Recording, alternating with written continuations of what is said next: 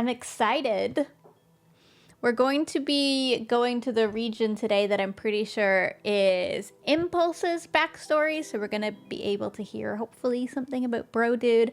I'm so excited for how Pix has this set up, where everybody's going to get some time to tell their story, which is so cool. I've been loving the collaborative storytelling. It's been good. I hope you guys have been enjoying the Dungeons and Dragons, because I definitely have. I'm going to miss it so much when it's gone. I've got my notebook. Been using my creeper notebook. We're on session 8. I got my handbook. I'm ready. I think I know everything. And I got snacks. I got crackers with peanut butter smeared in them. And I have cookies and cream, Hershey bar. So if you see me snacking, that's what I'm snacking on. You have to have snacks for a Dungeons and Dragons session. It's just necessary. I'm gonna bring down the starting flag. Is that how they start races? Who knows? Hello everyone, welcome back to Gigs D&D. This is session 8.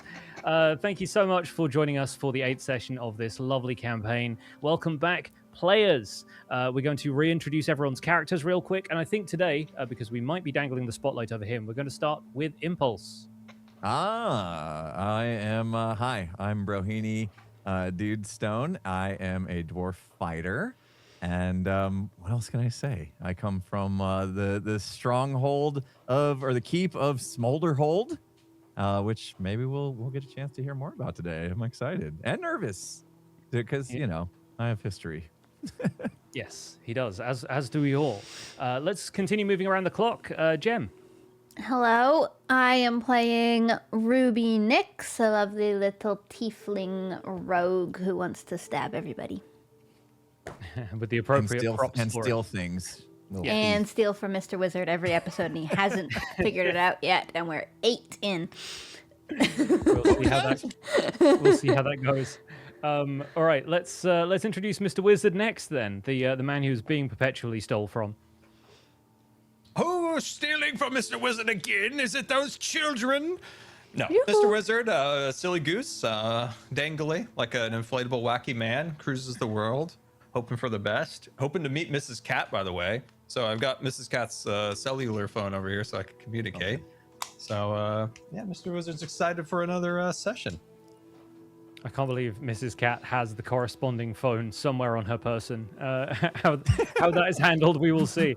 And finally, let's throw it over to Grian. Hello, I am playing Max Blunder, who is a Goliath halfling cleric. And in the last session, we kind of went over a lot of my backstory. So, yeah, you kind of missed out on that one. Yes, you need to go back and watch that one because we've got lots of juicy character details coming to the forefront as they explore the region of Paradox. So I'll give you a quick recap of what happened last time. In the aftermath of a magical catastrophe caused by Oberon and the Raven Queen's struggle for control over the heart of the city of Mythreach, our group finds themselves in a shattered landscape of floating islands. They are soon discovered by Gret, a charming elderly man who explains this place is called Paradox and is ruled over by a powerful mage known as the Lich. Setting off on their wagon for the nearest signs of civilization, the crew runs into some undead minotaurs patrolling the nearby canyons, but eventually they make their way to a village of tents, stalls, and carts. Max Blunder recognizes this as the remains of the Circus of Wonders, the organization he once belonged to, and our adventurers soon find themselves in the presence of Langley Ridgemont, the director of the circus. Despite Max's best attempts to lay low, he is spotted by Langley, who berates him for running away from the circus, but she seems more put out by losing him as an asset than having had any concerns for his safety. For now, Langley seems to have her hands full dealing with the Lich's minions and the circus's sudden relocation to this apocalyptic new landscape. The party convinces Langley to share what she knows about the Lich, and she tells Max to go and find his mentor, Rufus, in the gallery.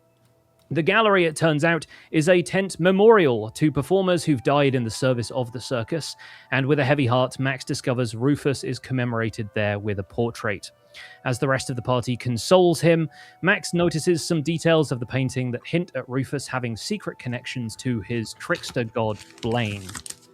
Our group emerges from the gallery to the sound of panic starting in the circus camp, and they rush back to find Langley and the other performers under attack by an army of undead creatures led by a gigantic bone naga, a skeletal snake with a hypnotic glare. The party intervenes, and Max flexes his radiant magic to repel the undead and snap Langley out of a trance. Ruby flings her psychic knives and Bro wields his mighty axe, but after slinging a few spells, Mr. Wizard is severely injured in the melee, and Gret is no help whatsoever. Fortunately, the group's efforts are enough, and the Lich's forces are either repelled or destroyed. In the aftermath, Langley explains the Lich has split his soul into several objects, which the magical community calls phylacteries, and that the circus was able to recover one shortly after arriving in Paradox. She hands it over to the group. It is an eyeball floating in liquid inside a milky glass orb, and she suggests they search for the other phylacteries in the other regions of Paradox. The group agrees and decides that once they are rested, they will drive their wagon into the frostbound crags in the northeast. Does that all sound familiar? Mm-hmm. I don't remember the part about me being soft. I remember me being hard and strong. Well, if you check your hit points, Mr. Wizard, I think you'll find that everybody needs a long rest. How do you spell full? What are you calling it?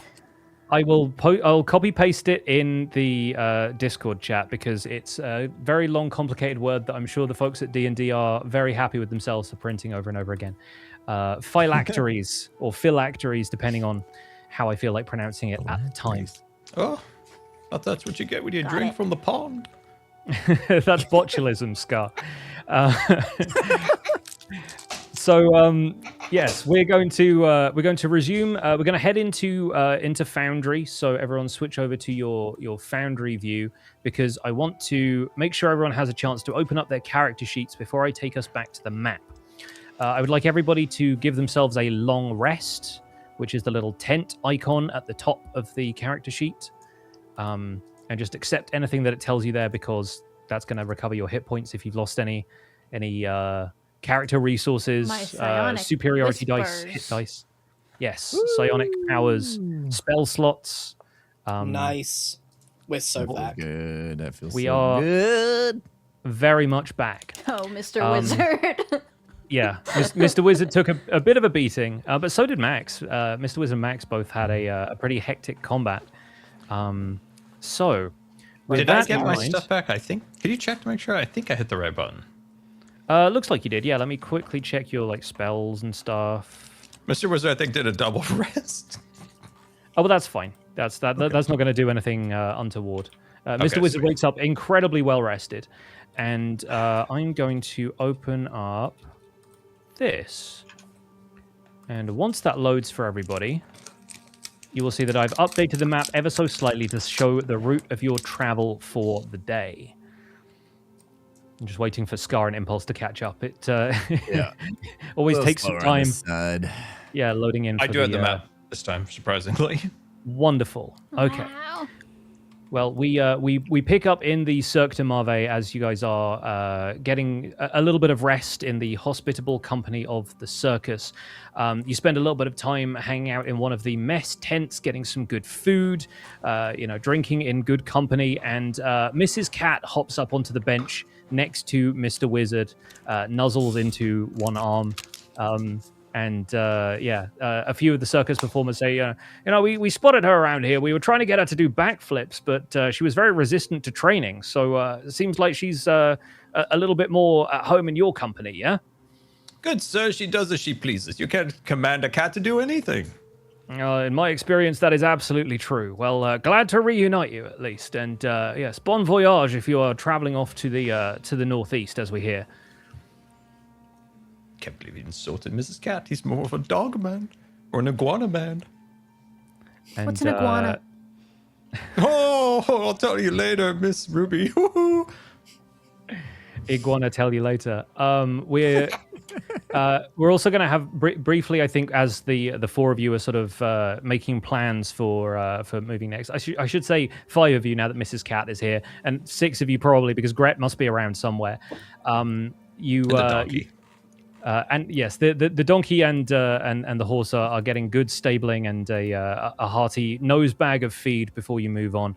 And Langley pops back over and says, listen, Blunder, you were talking about devices possibly that you could maybe use in sorting out our problem here. And well, we have something that's maybe going to work out for us in the long term. Not something we can send with you, but we have been working on a device that can get a bridge made to the Lich's island. You see, it's not connected by any of the land bridges that have formed as part of this place. It seems to be floating there of its own, but we'll need to confront the Lich at some stage. This is a device that creates a bridge made of hardened light.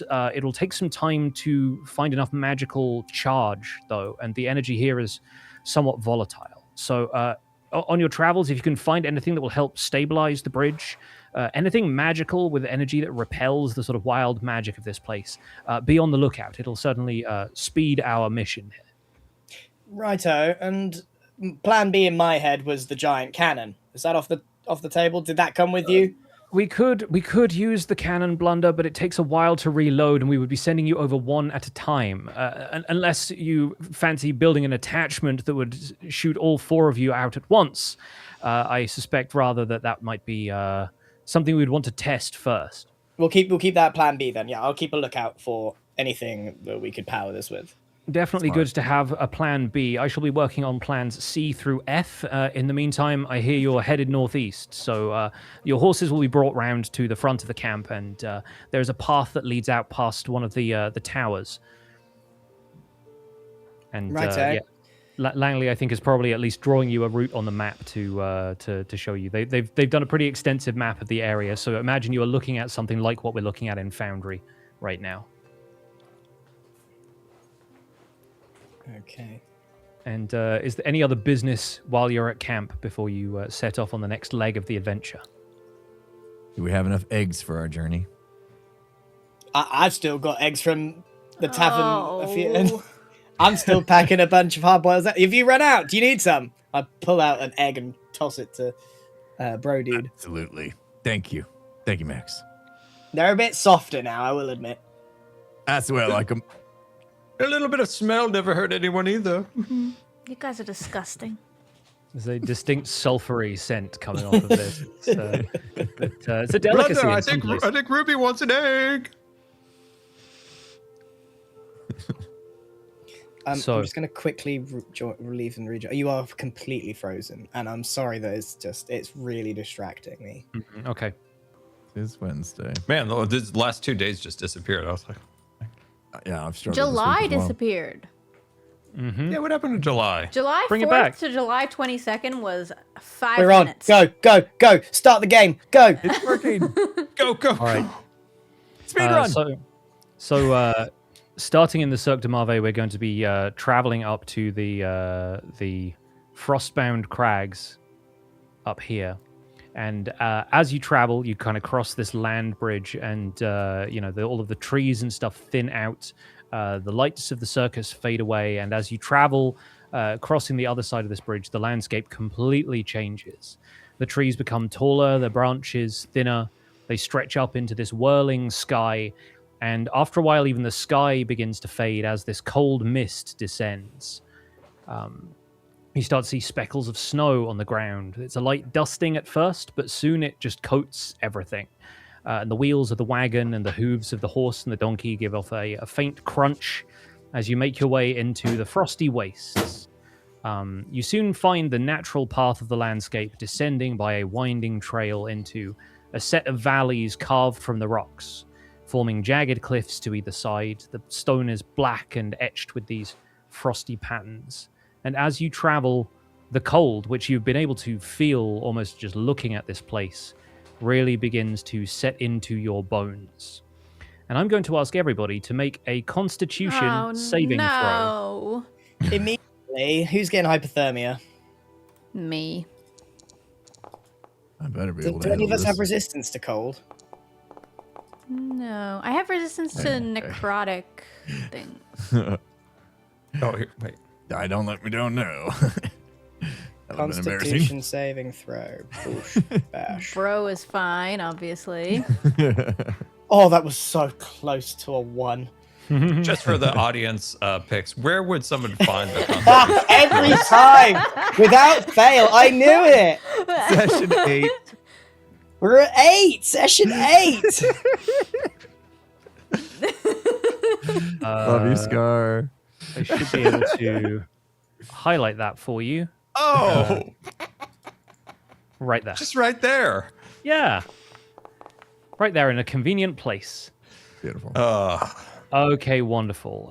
So I think Ruby, the smallest of the group, and maybe you're like riding in an exposed spot of the wagon, but yeah, you really start to feel the cold, and something about it kind of like just bites as you travel. You're going to take 3 points of cold damage. I'm freezing to death. And yeah, I think there's just something about the, like, you know, everyone else is wearing like heavier armor. Who knows what's under Mr. Wizard's robes? There's like insulation or something in there. A sheep. And you're there in like this kind of tight-fitting like cat burglar outfit, and yeah, you just started to really feel the cold, and so you're shivering as you travel on the wagon. But as you look around, there is something about this place that seems kind of like comfortable and familiar to Ruby. Like a long-forgotten memory or a dream that sort of lingers after awakening. There's something about the landscape of this place that feels kind of natural to you, even as it chills you to the bone. Okay. And we're going to move over to a brand new scene. Is Gret with us? Gret is with you, yes. Gret is Okay. traveling on the wagon. Who's driving, by the way? We should establish that, because Max took the reins last time to almost disastrous effect. Whose turn is it to drive the cart? Maybe Mrs. Ruby's Cat. driving, and that's why she's freezing to death. Scott just volunteered Mrs. Cat to drive, so I think, yeah, that was definitely what Mr. Wizard tried to do first, and then Ruby was like, okay, common sense needs to take over here. And so yeah, maybe that's it. You're kind of up there. You're reining in Gus the horse, who seems to be doing quite well in the colder weather, but has like, you know, a decent mane, kind of keeping his head warm. So for a while, this path is narrow and it's barely wide enough for the wagon and one of you walking alongside, and finally it opens out into a wider valley. I'm going to switch up the music here as we enter this little section. There we go.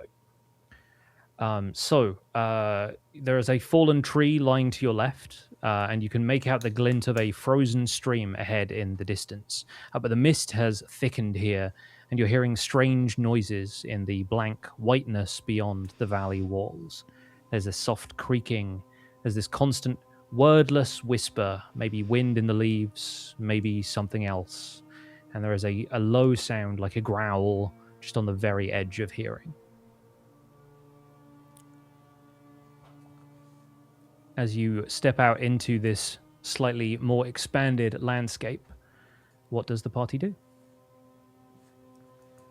Guys, I'm so cold. Did you hear that? No? It's just my teeth. Just me and my huge ears. Mr. Wizard is absolutely asleep. And now I'm just fed up. I'm fed up with this, so I like just pick him up by like his scruff and just slap. Gregory! There's a personal fire inside my coat. Now there's smoke coming everywhere. Like, I don't know how it worked, but I just had a personal fire inside my coat. Yeah, you pick up Mr. Wizard, slap him about the face a couple of times. He just starts burning. I was Ruby, quite chilly. It was quite chilly. Our wizard's I on was fire, and I'm just holding him up, and he's like ragdolling. Fantastic. He's on fire! I was Fire! I'm coming in and just huddling up next to him. He had like one sleeve was the chimney outside the side of the wagon. It's just the smoke's coming out of it. Oh, did you need something, Mr. Boulder? Since you're asleep, no. Bro, did you hear the grumbly, rowly, wolfy thing? I heard something off in the distance. I couldn't tell exactly what it was. Great. Wonderful. Can we send someone ahead to have a little peek? Last time we ended up... we're a beacon. Let's send Gret. Oh, Yes, good. Grit. Y'all want to send me to do something? I love that voice. Yeah. Gret, buddy, did you hear that? What are we talking about? I heard the sound of the cart, noise of the horse.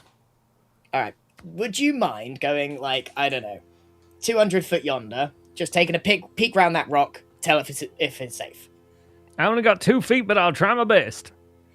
And he sort of walks off into the mist in the distance and is going to take a peek around the rock. Why don't we go left or right? Right. Okay. And he as soon as you see around the corner there, let us know what you see. takes the right-hand fork. What is everybody else doing in the meantime? You're just watching this old man. I'm just watching him scout. disappear into the I'm mist. shivering by Scar's fire. I'm gonna go check Personal out fire, this, it's so small. this fallen tree over here, and I want to see if there's anything to find. Fantastic. I'm sorry. I'm rolling a perception check for Gret. He got a 13. Great. Okay, so you're gonna check out the fallen tree. Okay, great. Do you want to just try and figure out what happened here? Or are you like investigating some details? What's the Yeah, what's seeing the vibe? if there's anything, maybe it fell on top of something or someone, or Yeah. just it looks like it came down suddenly. So I'm curious. Cool. Just checking it out. In Bro, that case, they don't call those Widowmakers for nothing. Maybe there's somebody under it. You could rob them. Exactly, Wizzy. You never know. There could be a cool weapon stored under here for somebody trying to hide. You never know. we'll take this back to basics. Give me a perception check, please. Yup. Found it. Whoa. Oh. 20. Oh. Dirty 20. Great. Feel like I'm wasting all the good ones. Well, it may not be a waste after all. So a tree has clearly fallen here, and as you kind of suspected there was something else going on, a body in leather armor is lying crushed on the other side of the tree from you. The main thing you notice, though, I think the thing that maybe catches your attention, aside from the body, which isn't moving, is that this tree has not fallen naturally. It's been pulled up by the roots. And this seems to have happened recently, like you'd guess maybe in like the last day or two. There's a little bit of snow sticking to the trunk now where it's fallen, but there's still like a little bit of like dirt and stuff around the roots kind of packed in there. And the body on the other side of the tree there is a wight, an undead soldier like the ones that you fought in the circus camp. But while the wights you dispatched at the camp rotted away immediately and their possessions like turned to dust, something about the cold here seems to have preserved it. You can just make out the glint of a discarded sword lying to one side, and there's presumably you saw they had bows. It looks like maybe it's fallen on its bow and has like crushed the bow underneath its weight. Guys, look, I found something over here. Looks like one of those guys we fought earlier. A guy, you say? I immediately Wow. jump onto the log and backflip over to the man. All right, Careful, you- Max. give me athletics for the backflip. God, I hope he falls. Acrobatics? Yeah, Or if that's- acrobatics. are they the same thing? Nope. No, one is strength, one is dex. There we go. Oh, it was almost close. 16. With a 16, yeah, you sort of do like a hand plant. You do like a one-handed Hup. backflip. Whoa! Land right next to him, and then I'm gonna loot that body. Great. So the wight has a sword that has this sort of like dark energy crackling around it, and it seems immediately kind of like unfamiliar to you. But if you want to, you can absolutely take it with you. Yeah, Um, I'll take a let me- sword. Let me grab what it has. I assume I can find it here. Okay, you now have a necrotic sword. I will try and drag that into your inventory. But yeah, this thing is. Let's see. Turn to how I- pro. Sorry, was this one of your friends? I don't think so. Feel free to take Alright. whatever you can. In fact, should I try to lift this tree up a little bit, see if anything else fell under it? Yeah, I do I like. the look of named his him shoes. Wilson. Scar, while they're doing this, Mr. Wizard, Do you have an extra robe? A wizard's robe? In your bag of let me check my things? pouch. I pull out a literal sheep costume. Perfect. I wanted Get him to take inside, off his get robe inside. and maybe another one. And you never know when you need to be a sheep. This is so much Incredible. warmer. Is it Ruby's size? Because she is a lot smaller than you. I imagine it's wizard sized. Is it There's about a foot on every paw. Dragging 4 feet behind her. We've also made the fire is enormous now, and we have eggs, we have potatoes. We're having a great time over here. The cat's curled up by the fire. Hey, Ruby. Is anyone check on Gret lately? I'm sure he's fine. Okay. Gret? Max, you see anything under the tree? No, nothing I can see here. If you want to try and like in earnest lift up this tree, I'm gonna need Yeah. some sort of athletics check from Bro. Okay. Let's do both that together. Together. All right. Lift together. 1, 2, 3. Ugh. They're gonna blow their backs out. Oh gosh. Well, thanks for trying to help. With a 21, you just about roll the tree a little bit. It's really, really heavy, and so you're able to like get it to move ever so slightly. Max, it feels like you're doing something, but you can tell Bro is taking most of the weight. Yeah, I think the root structure prevents it from moving too much, but you're able to like shift it off the body of the white. I don't see a way that I can drag the equipment directly into Max's inventory, so we'll just take a note that you have a necrotic sword, and I will try and figure that out Cool. a little bit later.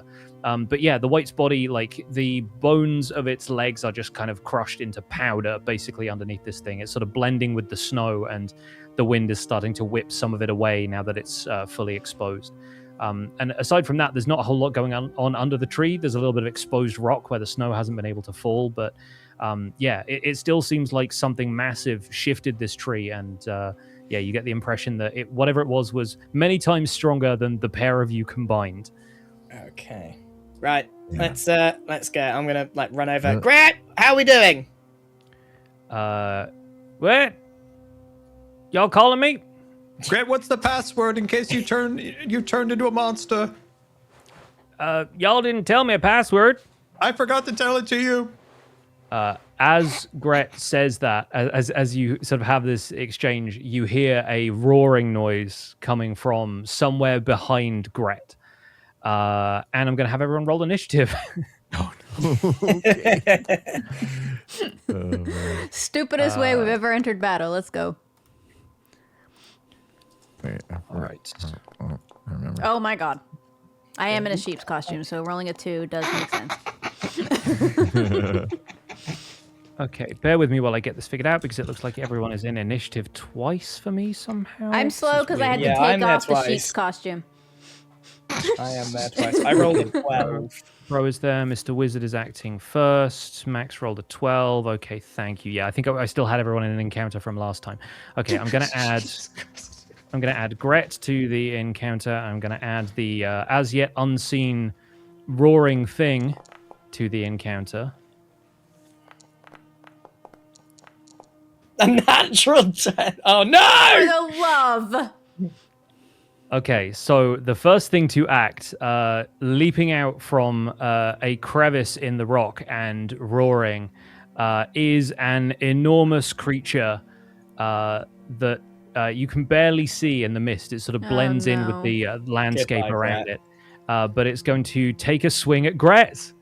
I love it when this happens. Gret's gonna die. So Are we supposed to be able to see your rolls picks? Uh, I feel like we've never been yes, able to for- before, but I can now. For this stuff, yes, I've put it back on private GM rolls from this point onwards. But I wanted you all to see what Gret was rolling, and yes, now you've got the drop on what this is. Backflip away, Gret! Backflip away! Grant, I know that Yeti. His name is Harold. Just tell him to go away. Wizard, there's looks no way horrified. you know that specific Yeti. That's Harold. The Yeti absolutely clobbers Gret in the Harold. back for 10 damage. You see Gret lurch forward as this Yeti attacks him. The Yeti is going to pick up and throw Gret at the group of you.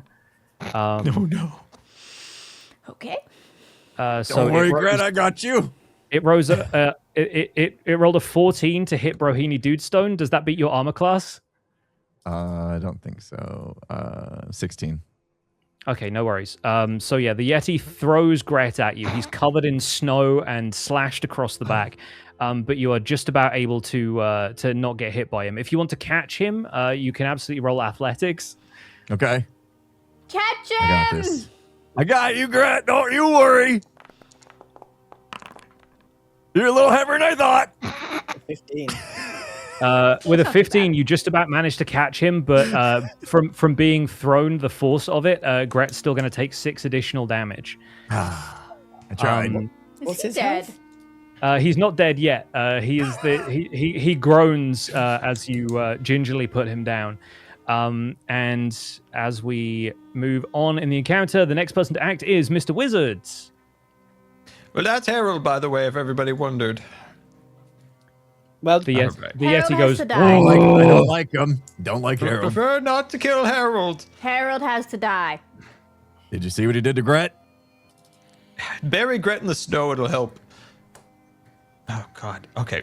Not gonna Ray bury of him. Frost He's feels not like even that's dead his yet. natural habitat. Burning yeah, hands. something fire. Fire! But Burning Hands is melee, kind of. Yeah. Magic missile! Great man in the sky. What would you recommend me to do? I recommend you move forward a little bit at least, so you can get a better look at where this Yeti is. Tend to the fire, Ruby. I'll be back. I'm climbing out of a sheep costume. All right, how close am I? Okay, so You- that's pretty you've far, got- 75 feet. You've got a maximum distance of 30 feet, so that is as far as you can get Jeez, on your yeah. turn. Okay, But- so that's but as you far as can- I can go. You can just about see the head of this Yeti around the side of the cliff there. So you should be able to get off a spell from there. And in terms of the spells that you've got a couple of effective ones. You've got Magic Missile. You got Shatter previously. That's a 2nd level spell. It's a bit more powerful. But a bunch of your offensive spells will be able to reach him from here if you want to try any of those. Burning Hands won't hit him, right? Burning Hands is a 15-foot cone, so that is unfortunately not going to reach him from where you are. We'll just hit him with Ray of Frost. What? He's an ice guy! Well, fortunately enough, we don't get to find out whether that would have been effective or not because the Ray of Frost whizzes past and joins the frozen river in the distance behind the Yeti. That is everything for Mr. Wizard, so it's Brohini Dudestone's turn. All right. Hey, Max, I think I dyslexied that Max is spell up. looking at Mr. Wizard in absolute disbelief and just doing this. He's a Wizzy wizard. He's roll. doing his best. It's Harold. Wizzy I don't lock want to in. see I him don't care if you hurt. like Harold. Gret, stay down. I'm throwing my javelin at this thing. See if we can get it to back off. I'm staying down. Oh my god. Oh no. Guys, I That think we spent too javelin. much time in the warm climates. The javelin goes sailing out of Brohini Dudestone's That was a hand and one. lands irretrievably on one of the nearby cliffs. You have no idea where it landed, but it definitely went onto one of the plateaus that is nearby. I'm imagining Gret, these did you cliff clock walls where that being went? like 20 feet or so up. So Have you ever hit anything with that javelin? the javelin is cursed officially. Max just shifts to bro and is going like putting his hands out. All right. Anything else for Brohini Dudestone? Do you want to move or are you staying No, where you are? I gotta stay with Gret. He needs me.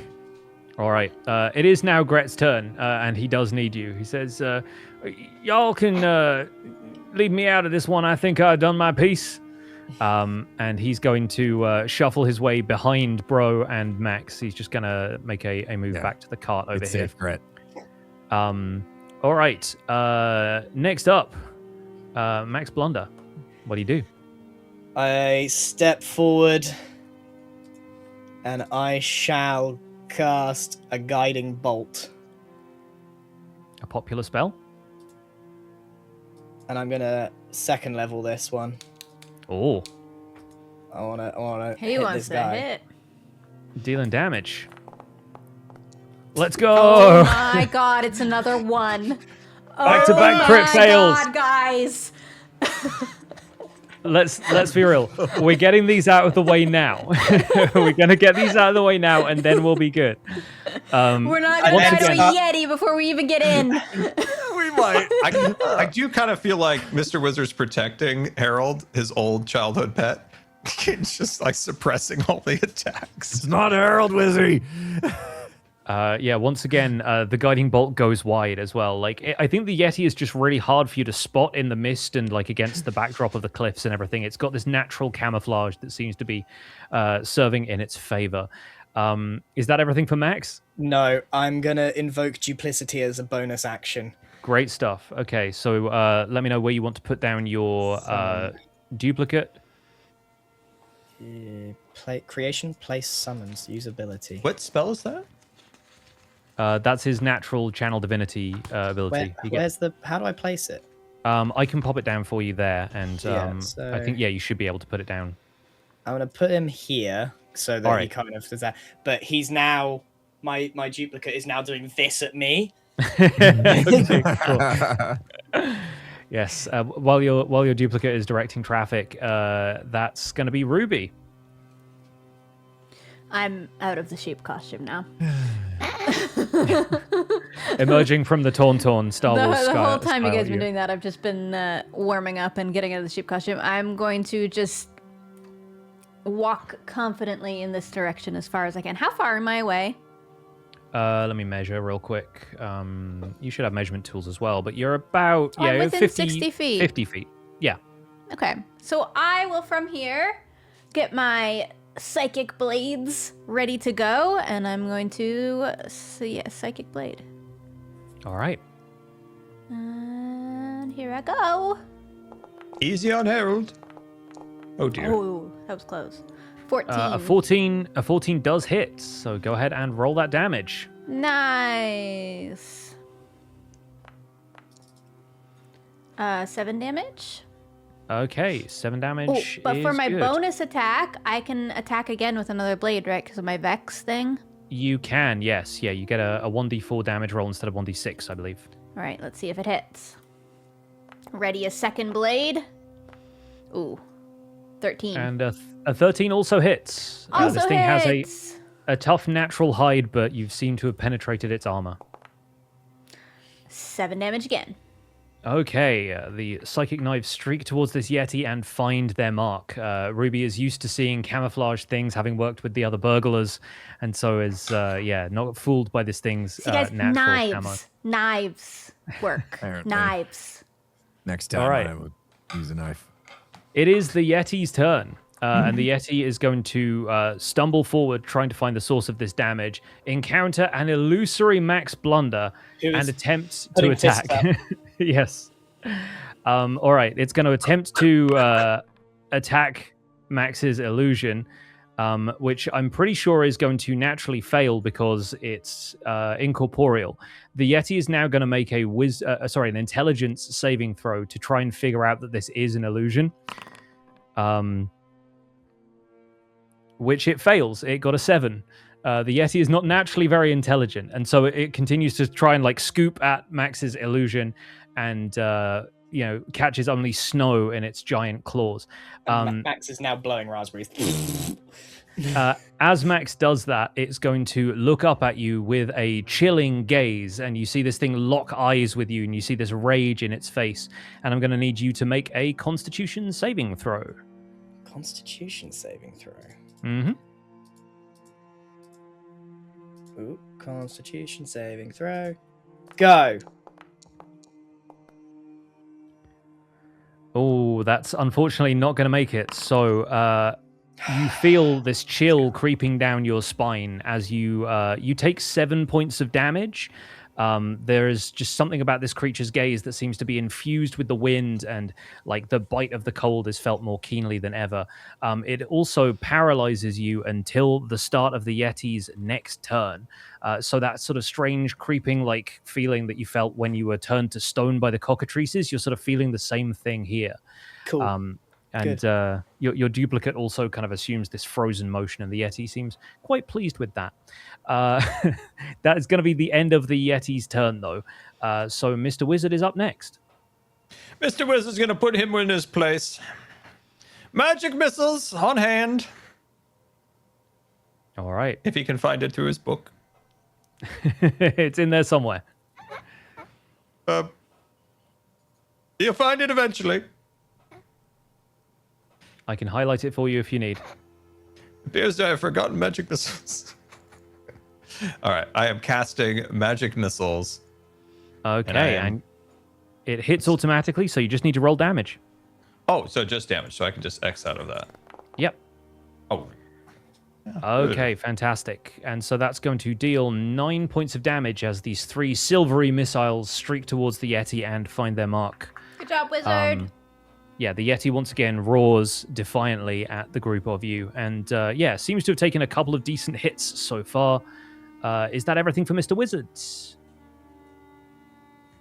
I want to try to tell him to be okay, but I'm just going to pass. I'm mad at him now. All right. Brohini Dudestone, you're up. All right. Well, I don't have a knife, but I do have a hand axe. So I suppose that's close enough. And I think I'm in range to do that. Yeah, 6. I think it goes up to 60, so should be good. Yep. So I will roll a I'll ranged try the attack. hand axe this time. See if we can do a little better. Should hit. Yeah. That's landing. Yep. Go ahead and roll damage for the hand axe. Alrighty. 1 second. I can't find my damage button. There it is. 6. Whoa, Oh, 10 damage. Nice. Very Nice. good. Big Take it. damage. The Yeti That is takes the best you could do. 10 points of damage. Yeah, this thing, like, it lands, like, upper shoulder and, like, really bites into the meat of this Yeti's shoulder. It roars, but it's clearly, like, bleeding a little bit from this wound at this point. Since your hand axe has the Vex property the same way that Ruby's does, or Ruby's thing is slightly different, but yeah, it's got this yeah, you'll have advantage on your next attack roll against that creature before the end of your next turn. Okay, so next time you attack the Yeti, you'll have advantage, provided that it survives until your next round. You get a little bonus. Do you want to move at all, or are you staying where you are? I think I will. I think I'm gonna move up next to Max. Okay, cool. Yeah, you see Max is sort of Shoulder and frozen shoulder. up. Yeah, he's sort of like frozen in the midst of this combat. Can I talk? I don't think paralysis lets you talk. Thank God. Let me. No, I'm okay. genuinely worried about Max because he's gone frozen. So I wanted to come get a little closer and just give him a shake and see if I can snap him out of it. Yeah, it says you have the incapacitated condition, which means that you can't speak. Yeah. Unfortunately. So yeah, there we go. That's everything for Bro. You walk up next to Max and you notice that he's not really moving all that much. Gret is going to continue making his way back to the wagon where he hopes to find some medical supplies to treat his wounds. Max, you are up, and that's going to be, let's see. I think that just basically the paralysis condition ends at the end of your turn, and so you sort of snap out of it in the process of, or is that the Yeti's next turn? My bad, sorry. You said the Yetis. Okay, cool. Yeah, so you're still rooted to the spot next to Bro, but you see Bro kind of run up next to you. I don't see the Yeti on the initiative line for some reason. Yeah, let me open that up so you can see him. There we go. There we go. Cool. So we move over to Ruby. Ruby's gonna do the same thing as last time, but this time I'd like to use my my thing where I plant my feet. No, I don't move, so I can give myself an advantage. Okay. I forget what that's called. It's somewhere in here. It exists. So that way I can activate my sneak attack. Mm-hmm. Okay. Steady aim is what it's called. There we go. Steady aim. Yeah, give yourself advantage on your next attack roll on the current turn. but I can only do it if I don't really need to go anywhere. I need to look up if Max's duplicate also acts as an ally. So technically, you have an ally within 5 feet as well. Oh yeah, does So it? Because then I wouldn't. Then I could move. Yeah, I think we'll house rule it and just say that it does. I'll look that up later, but I think it probably counts because it's something what somebody from your party is doing. I get advantage when I'm near if I'm attacking next to my duplicate. Yeah, and I think also your duplicate is distracting, which is sort of the point of the sneak attack thing, is that it's distracted by somebody else being nearby. So yeah, we'll say you can move. Oh my gosh. Well, that hits. Okay. That's definitely going to hit. All right, first bit of damage. Oof. 5. It's okay, Okey-doke. because I'm sneak attacking.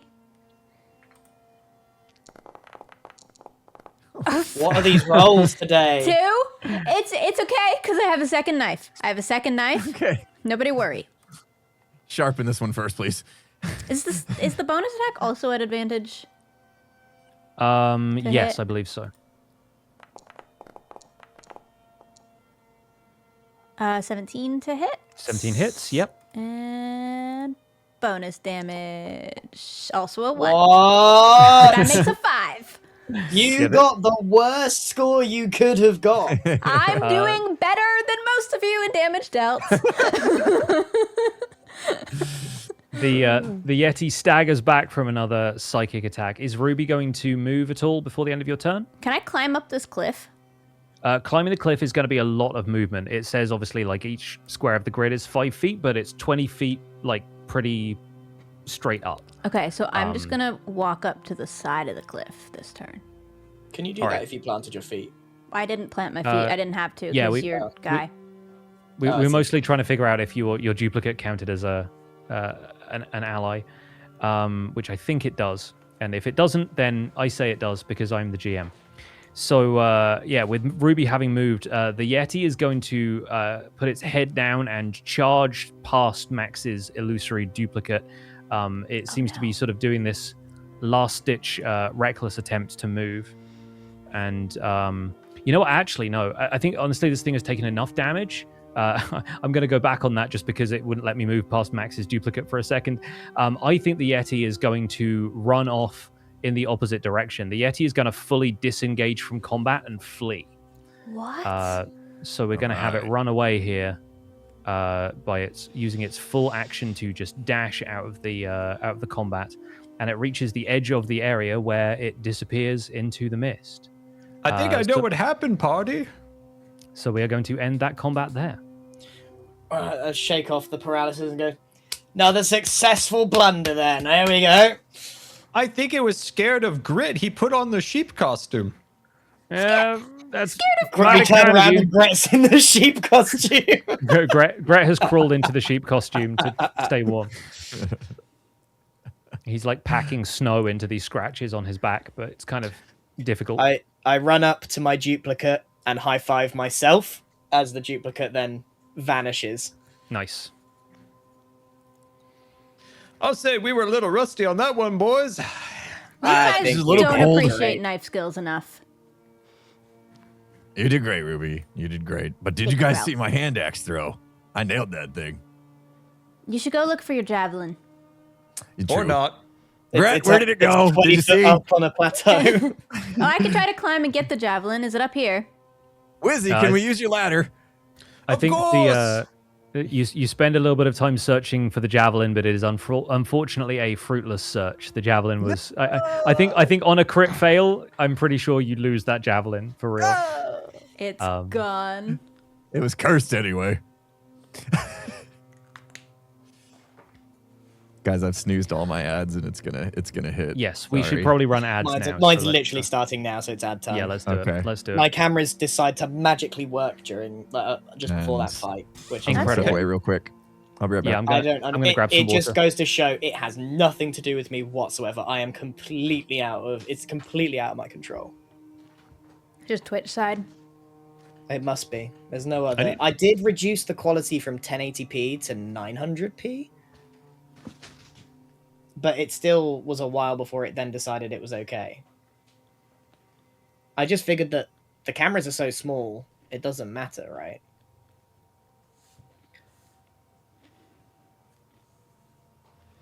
Did you do any damage that fight? No. It wouldn't be the first time either. Do you know if the D&D merch will be limited time?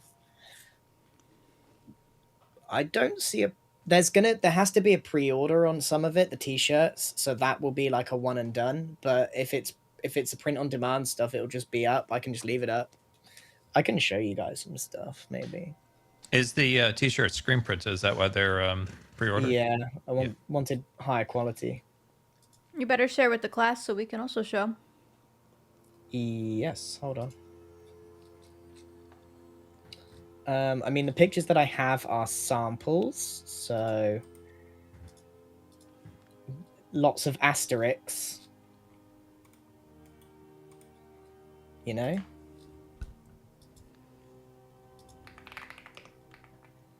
We are actively, well, I'm actively working on some merchandise for the Gigs D&D.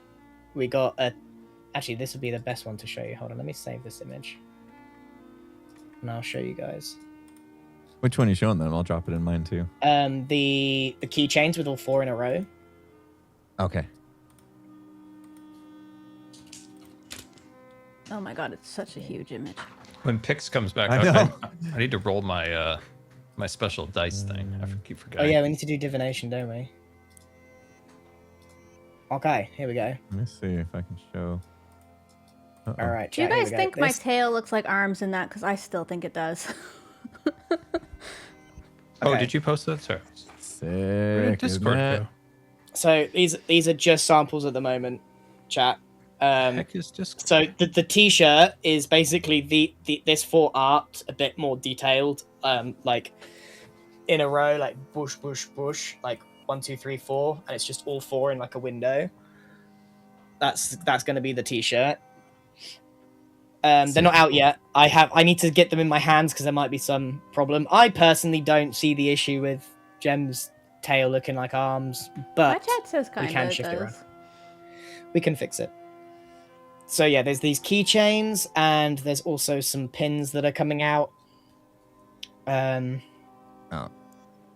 the And then there's keychain's a trying to Max Blunder specific jumper that will have like Max like doing like the frames of backflips. It'll be like 1, 2, 3, 4 flat on his face. Yeah, so yeah, we're working on merch. Hopefully by next session that it will be up and ready to go. They will be I on the can't store. wait. Yeah, I'm so they will be on the excited. store. Those keychains are amazing. Because yeah, it'd be really. I like them. I like the keychains a lot. Mm-hmm. I can show you. What's the difference between class? Oh, I see. I see what the difference is. the pins? Okay, so the pins are very, very. What's the word? Draft. Yeah, I'm not going to show the pins. Yeah, It's I think maybe it's not. drafty, right? They're not done. Yeah, they're not they're done. not So done. They need yeah, I work. should wait. Still tweaking.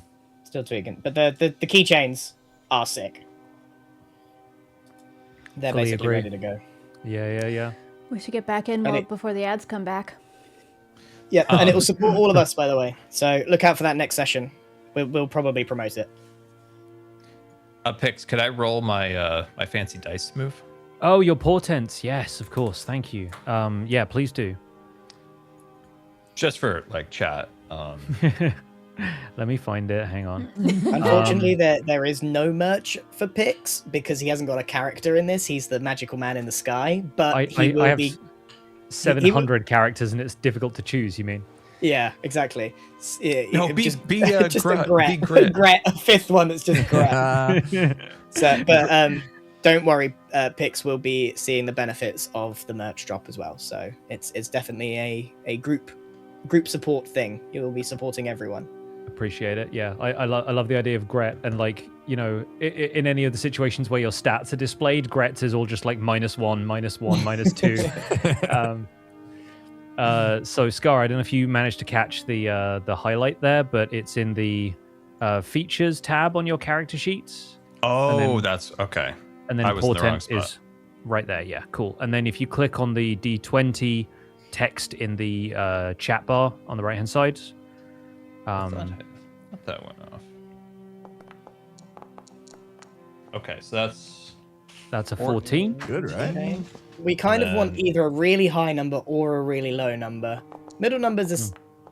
Oh, it was almost that's a one. so good. That was That's almost good. a 1. A 7 is also great though, because a 7 is probably going to remember you add like modifiers and stuff to this. So like a 14 from Brohini Dudestone is probably going to be like a 19 or a 20 because he adds a bunch to attacks. So 7 and 14. 7 and 14. Yeah, that's not bad. It's pretty good. I wanted that 1. That would have been great. So I think That the would've been worst you could get amazing. is a 10 and a 10. So, as we, in the aftermath of this fight, the Yeti has fled. You see its footsteps sort of vanishing into the snow, and the snow sort of starting to drift over and cover them as the wind blows it to and fro. Behind the rock that you were having Gret investigate, there is this frozen river that actually has a waterfall coming down from one of the nearby cliffs, but this whole scene is kind of frozen in time. There is like a spot from the cliffs above where the river has emptied out into this area, and it just kind of like flows as ice into the rocks nearby and away into gullies and divots in the rock. The Yeti seem to be hiding in this crag to the south, but you don't see anything else down there. I go straight to the river and start jumping on the ice. All right, cool. You're going to make me a dexterity saving throw, please. Can you have the ice a roll to see if it breaks? No. He's falling in. With a, you all see Max do like the Looney Tunes kind of skating in place thing before he immediately falls over. Ice is slippy. Thanks for checking. All right, looks like we can go one of two ways, but seeing as we're with cargo, we could follow the Yeti, or we can go down that mysterious path to the south. Oh, wait, hang on. There's one up there as well. The path to the south, by the way, just kind of terminates in a dead end. It's basically like cool. the butt end of a ravine. Is that the same for the north as well? So we need to cross up- this. Up in the Alright. north, you Let's do not chase see the a whole lot. Yeti and kill it. Track the beast! Track the beast! We gotta kill it, guys. Easy on him. He's a delightful soul. It's hot. And Hasn't been carefully so delightful yet. carefully walking over the icy river does not take a whole lot of effort. It's just because Max decided to do a tap dance that necessitated the saving throw. All right, so you continue to the east, and we're going to move you on to a point where the road forks. As you continue down this crag, snow begins to fall, but let me know if this is destroying your Twitch bitrate or anything, because I will turn it off. Oh no, what's he done? It looks fine. Looks fine Yeah, to looks me. good. Yeah, Yeah. I think Max, so. I think- Max immediately has his tongue out and is trying to catch snow in his mouth. I think because this is a static image the rest of the time, it'll probably be okay, but yeah, let me know if it looks real crunchy, and I'll get rid of it and replace it with the fog. But everyone please make a Constitution saving throw. Uh-oh. As the cold continues to set in on all of you. 21. Not bad. Remember to say your rolls. Here we go. 9 plus... Okay, 13. I never know what to say. What the dice 20. says or what the final number is. Okay, Ruby, yeah, definitely say what the final number is, but you can also, you can spice it up. You can be like, a 12 on the die for 13 or something like that if you want to. Okay. Oh, I see what you mean. Yeah. Yeah, so I'm going to roll for Gret as well, but the rest of you guys are fine. Maybe it's just the fact that you got a little bit of action there, like a little bit of running around, and because We're some of warmed you up. recently spent time either in a sheep costume or on fire, it seems like you're all doing pretty well against the cold. So I'm going to quickly roll that for Gret. Gret is literally not doing so hot. He's going to take a little bit of damage, and he's already taken some from the Yeti, but yeah, it seems to be like slowing him down just a little bit. He kind of, But says, he "Oh, can be I'm in the cart, right? yeah, I think he's happy to sit in the wagon. Gus, by the way, is also playing the role of the wagon. So assume that there is tonight the role of the wagon will be played by Gus. But yeah, assume that he's pulling the cart along with, and Gret is just gonna hop up in the back of the cart and be quite happy in there. I'm actually gonna just quickly hop in the back. I'm gonna pick Gret up, who I assume is quite a short man. Yeah, he's pretty small. Yeah, and I'm just gonna put him in the sheep costume, put the hood up on him, and put a blanket around him, and just boop him on the nose, and then off I go.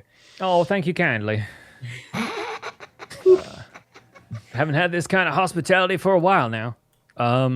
Okay, so up ahead, you can see the path splits in two, continuing south and northeast. But at the center of this junction, the snow has clearly been disturbed. There is an indentation in the ground, and resting within it, you can see, even at this distance, is a scattered pile of bones, which is slowly accumulating snow. They're dead. There, God, it's what a is good there? thing we have you What with is us, it? wizard. Incredible eyes, Daniel. What are we looking at? I don't recognize these kind of remains. I'm gonna investigate, see if I can. Yeah, go ahead and roll me an investigation.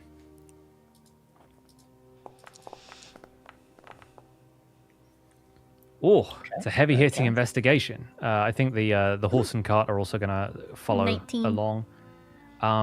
Great. 19. So, yeah, with the 19, you would guess that these are the remains of one of the skeletal archers that you encountered in the fight as well. Maybe one of the Lich's minions, as Langley described them. And it seems to have just been forcefully pounded into the ground. And the bones have just kind of completely fallen apart. It seems to have been dealt a death blow that disturbed all of the snow around it. But yeah, humanoid skeleton doesn't really seem to have anything of worth on it. And yeah, outside of that, that is the scene that is in front of you. Are there tracks from the Yeti anywhere? No, actually. You would suspect that the Yeti maybe has other hiding places, and it seems to have gone to ground for now. So, can I attempt to use my stone cutting to see if I can tell which direction it head? Yes, you can. Would love that. Let me find where that is. It's a feature? Yeah. I believe it is, yeah. It's got a consumption, but I suppose that's fine. Yeah, you can use it twice per day, I believe. Yeah. Okay. I hardly use it, so we go for it. Okay, so you have tremor sense within a range of 60 feet. Let me quickly get a feel for how big 60 feet is. With the measuring tools here, 60 feet is... Oh, okay, so basically like the radius of this map, more or less. Yeah, okay, cool. You don't detect the Yeti anywhere. And let me describe how tremor sense feels to Bro for a second, because this is like a skill that you have cultivated over many long years in Smolderhold. I think growing up when you were younger, this was something that you were really kind of... pleased that you were able to cultivate. It's a skill among dwarves, but not everybody has a feel for it. And it's sort of like echolocation, but with the feet. You feel like the stone of the ground almost like singing to you. And you feel like there's almost like a pitch to everybody's footsteps. Like Mr. Wizard takes these sort of long strides, and so you hear this occasional boom, boom, boom as he kind of lightly grazes the ground. Ruby's footsteps are more of like a little staccato. Tick, tick, tick, tick. And Max kind of takes confident strides around, and you hear the horse and the donkey and the wheels of the cart all kind of coming up through your feet in this moment. But you don't hear any kind of footfall from a Yeti. It seems like it's not within the range around you. Okay. And I'll tell my party, I don't sense the Yeti anywhere near us, so I think it did actually take off quite far. I don't know whether to be happy or sad about this. I'm more worried that it's just vanished. It was rather big, and it just came this way. I felt like we were finally getting close to taking it down for good as well. Couple magic missiles and we could have had it. Right, where do we go? We have to decide in a direction. Seems we have a literal fork in the road. As you consider your directions, you see that there are two pillars on top of the cliffs flanking the northeast path. The one on the northern cliff seems to have toppled over at some point. It seems kind of broken now. there is this sort of crystalline ice formation that seems to form on some of the nearby plateaus, and so you can just about make out some of those jutting from the area around you. To the south, there seems to be a bit of debris. There's a couple of boulders nearby that just seem like part of the natural landscape, but there's broken up pieces of wood and something that might be the remains of a fire, or might just be like a bunch of stones that somebody happened to deposit here. But there is a little bit of debris down there in the route that leads to the south. Can I investigate it and see if I know who's been here or how long ago? Yeah, go ahead. Investigation roll. Give me that.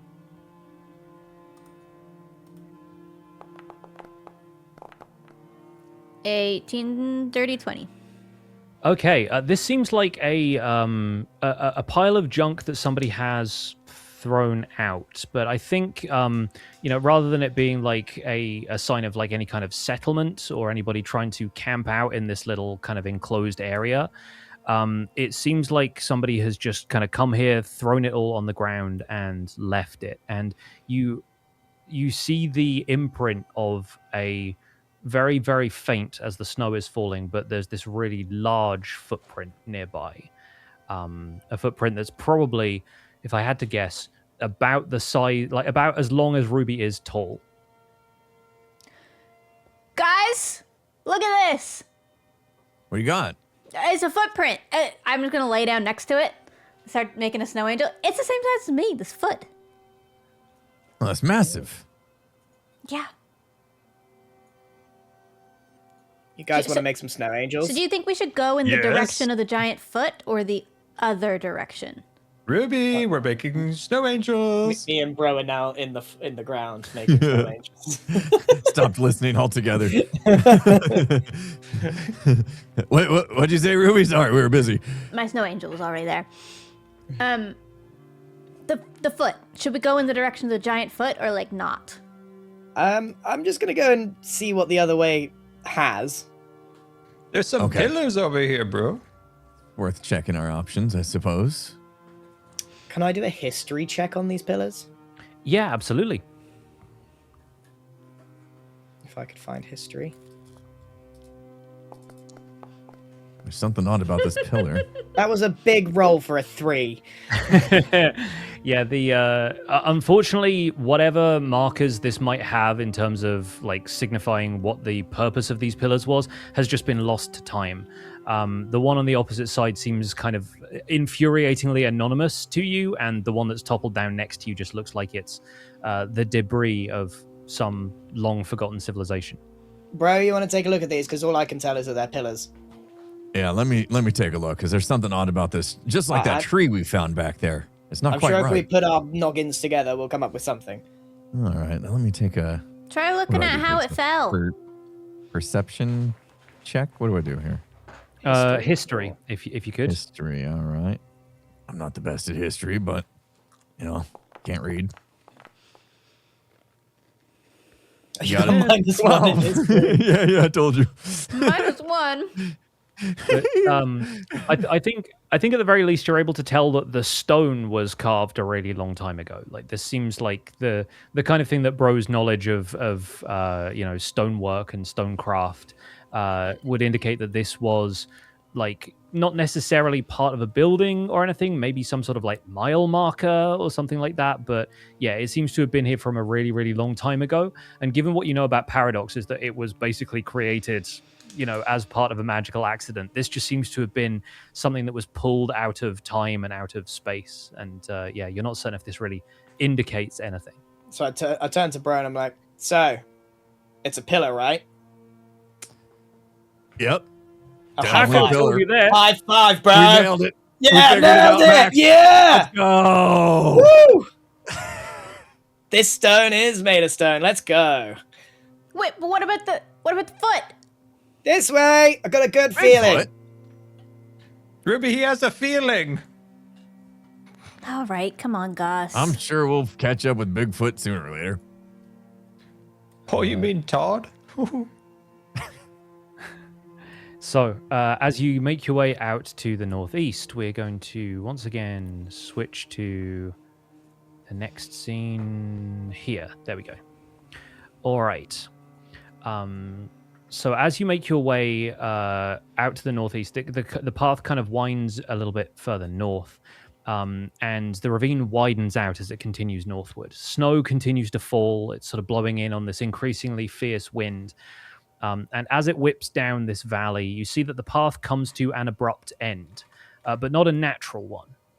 This nearby section of cliff seems to have collapsed, and it's leaving the path strewn with massive boulders. They're piled like 15 feet high, even at the shortest places.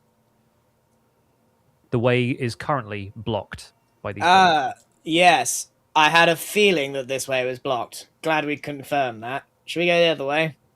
Let's go the other way, or use a ladder. Oh, hey! Now we're thinking, yeah. Mrs. Cat, bring the ladder over. It's a cat. Surely the cat... Oh, wait, the cat has a ladder. Yep, the cat can wrap its tail around the ladder and drag it, you see. Mrs. Cat jumps onto the ladder, which is currently aboard the wagon, but makes absolutely no effort whatsoever to remove it from said wagon. Can we climb it? How tall is this thing? In some areas, it's probably like 30 feet high. At the shortest points, it's probably 15. So, yeah, you could climb it with a decent athletics or acrobatics But the wagon can't. We're gonna lose the wagon. Could I use my special great axe and like throw it up there, hit the button, and then we can use it to climb up? Yeah, but You wagon. could use that as like a pitten, but then yes, Yeah. the wagon We seems have like to it use We will. gotta go in the foot direction, like Ruby All said right, first. all right. Guys, I have a feeling. Let's go the other way. Yeah, Woohoo, Cloud big hasn't summer been our blowout. forte today anyway. We'll move back to the fork in the road Guys, this way. for the sake of continuity. And you guys head down into... Oh, Ruby's gone all the way over there. Right. And moving into the next scene. Here we go. All right. So the group of you emerge into... we'll get to describing the other contents of this cul-de-sac in a second, because one detail immediately catches your attention. Across this space from you is the biggest creature you have ever seen. There is this enormous The owner of the humanoid. giant foot. It's a beef castle.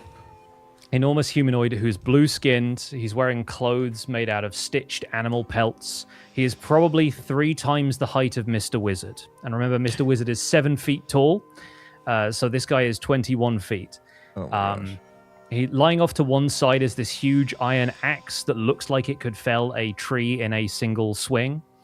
And he has this horned helmet, shoulder pads fashioned from bone, and a beard that hangs down below his belt. We are talking a 12-foot beard minimum. He is currently facing away from you, tending to something beyond what seems to be a ruined building where there are drifts of snow piling up around any of the walls that remain. And there are some animal heads kind of mounted crudely on the walls. There's a giant horned elk, there's a boar and a dire wolf, and there are pelts on the floor around a burned-out fire pit. I don't know, guys. He looks fairly friendly. Can we I'm be just gonna go sneaky? say hello. We should be sneaky. What if he's not? But he seems friendly. Should we watch him for a little bit? But See what he's if up to? we just were sneaky for like a second? I am Blue about to set. Man! I am about to set off and Wizzy? start shouting. No one's gonna stop me. I can't. I'm just gonna go. I'm gonna go over here and hide. Hello. With a you don't need to be Brohini Dudestone to feel this guy's footsteps. With an enormous thud, he turns and says, "Oh, creep you towards my home, Yokayat. You are too small even for sport. Perhaps the tall one, Kaveri. He will bend like a twig that does not break. Not brittle like the ones who are only bones. One fist is enough for them, but Bro and Max, you can both understand him because you are the only two in the party who speak giant. But he is saying all of this in some kind of dialect of giant that you still only catch like maybe like 60-70% of the words. To Mr. Wizard and Ruby, he sounds like he's speaking some kind of language that you have no concept of understanding. I assure you, he has no bones. I haven't seen any. I don't know how he stays up, to be honest with you.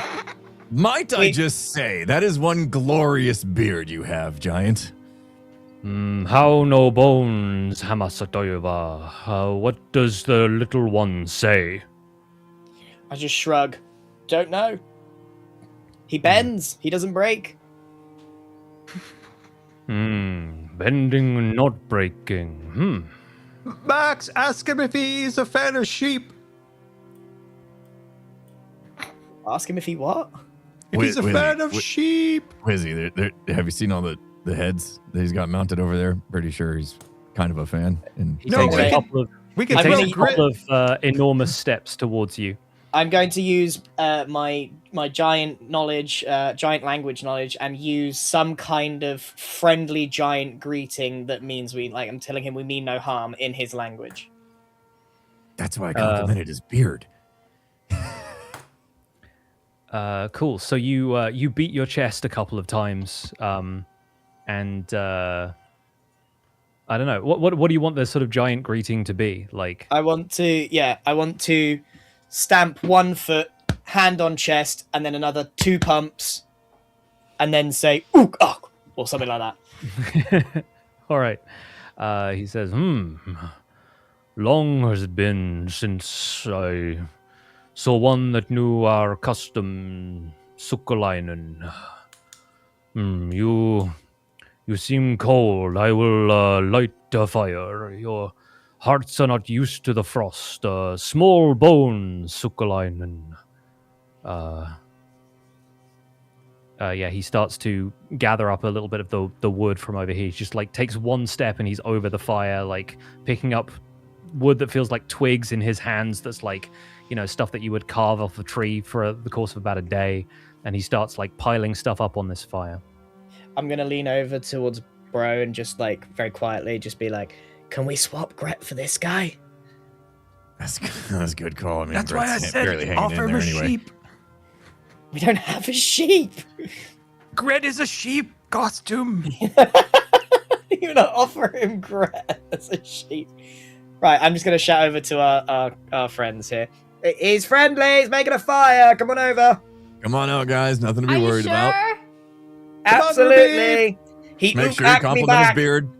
I feel like I'm the size of his tooth. Well, you kind of are. I'm gonna see if I can get a little fire light going here. Yeah. Max, teach me a word in dwarf language or giant language, whatever it is. You can say "took." Chok chok hook hook. No, that's offensive. I can't believe you just said. Bro, can you believe what he just said? Oh my goodness! I'm glad he was busy. Didn't hear that. What did I say? I imitated perfectly. There's no translation into common, but trust me, do not say that to this gentleman. I find the tall one funniest among you. His spy is more in the clouds since he is so tall, eh? Not as tall as you, my guy. And he gestures to the fire and seems to indicate that you guys are welcome to sit around it. By the way, as he moves out of the way, you notice that one of the statues that was clearly part of this building beforehand has just a bunch of humanoid skulls, and other small bones piled up against it. Max? Yeah. Did you notice the humans over there in the pile? Yeah, but he ook-acked me back. We're Do you good. think They were probably bad people. Max is really trusting. Ruby, we're gonna die. He's a giant. Can I just inch a little closer to the bones and see if I recognize what species exactly everything is? Go for it. Make an investigation check. What, are you looking for gold teeth over there, Ruby? Or maybe you can give me nature, but I think nature is more or less the same. 12. You'd say humanoid, pretty much all of them.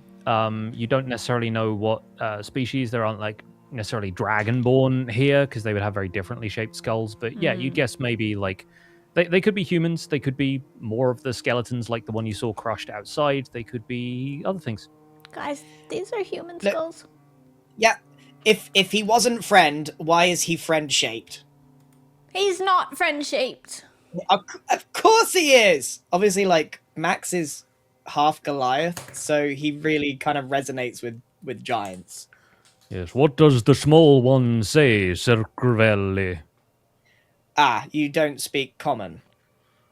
No. Not had the reason to. She's Okay. grateful for the fire. Says thank you. Okay, our giant friend Ask doesn't him if he's gonna speak... kill us. No, that's silly. Trust me, if he was gonna kill us, he would have already done it. Maybe he was starting the fire to cook us. I'll ask him. You're going to offend him. Seriously, he seems like a nice fellow. I'm going to ask him how he ended up here. End up here woke up in frozen wastes. Not that different from my home, but Hamastitava, there's much at work in the world. The sky is change. Still snow, so I can be at home here, but not natural, yes? No, we find ourselves in a similar situation, and I'm just going to assume I'm going to just translate for Mr. Wizard and Ruby. You know, everything that he's saying, I'm going to just repeat in the shortest version I can. Wizard, do you know any giants? I feel like Wizard said it about giants. Maybe I do. Maybe. Yes, I am a little bit of a giant myself. Can I do an investigation at all, or a history or something? I've got a lot of like intelligence I could use. What would you like to find out? Are you trying to understand more of the language, or Is he gonna kill us? Oh, okay. Make an insight check. Make an insight check. Wasting your time. All right, insight. Goodness Ooh. gracious. That's a hot 21. He seems like, for a giant who you know can be quite volatile people from your travels, he seems relatively, for want of a better term, chill. He's kind of peaceful. He seems to just be kind of being fairly domestic here, doesn't seem to be inclined towards violence, at least not towards you guys right now. Ruby, he seems like a nice man. Do you see his beard? I bet he'll let you like pull on it. Don't do that. I wasn't even thinking about it. Coincidentally, even though he doesn't understand Mr. Wizard, he kind of like strokes his beard a little bit. It takes a while because there's a lot of it. Isn't the vial of blood I have on me giant's blood? Oh, from Big Bertha?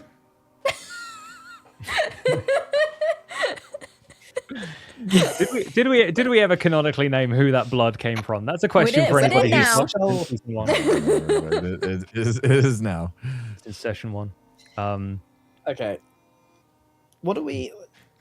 Okay, and I'm gonna ask the giant for some information. Have you seen any ongoings? We need to know where to go. There's a big boulder blockade up ahead, and we need to get on because we've got a big bad to beat.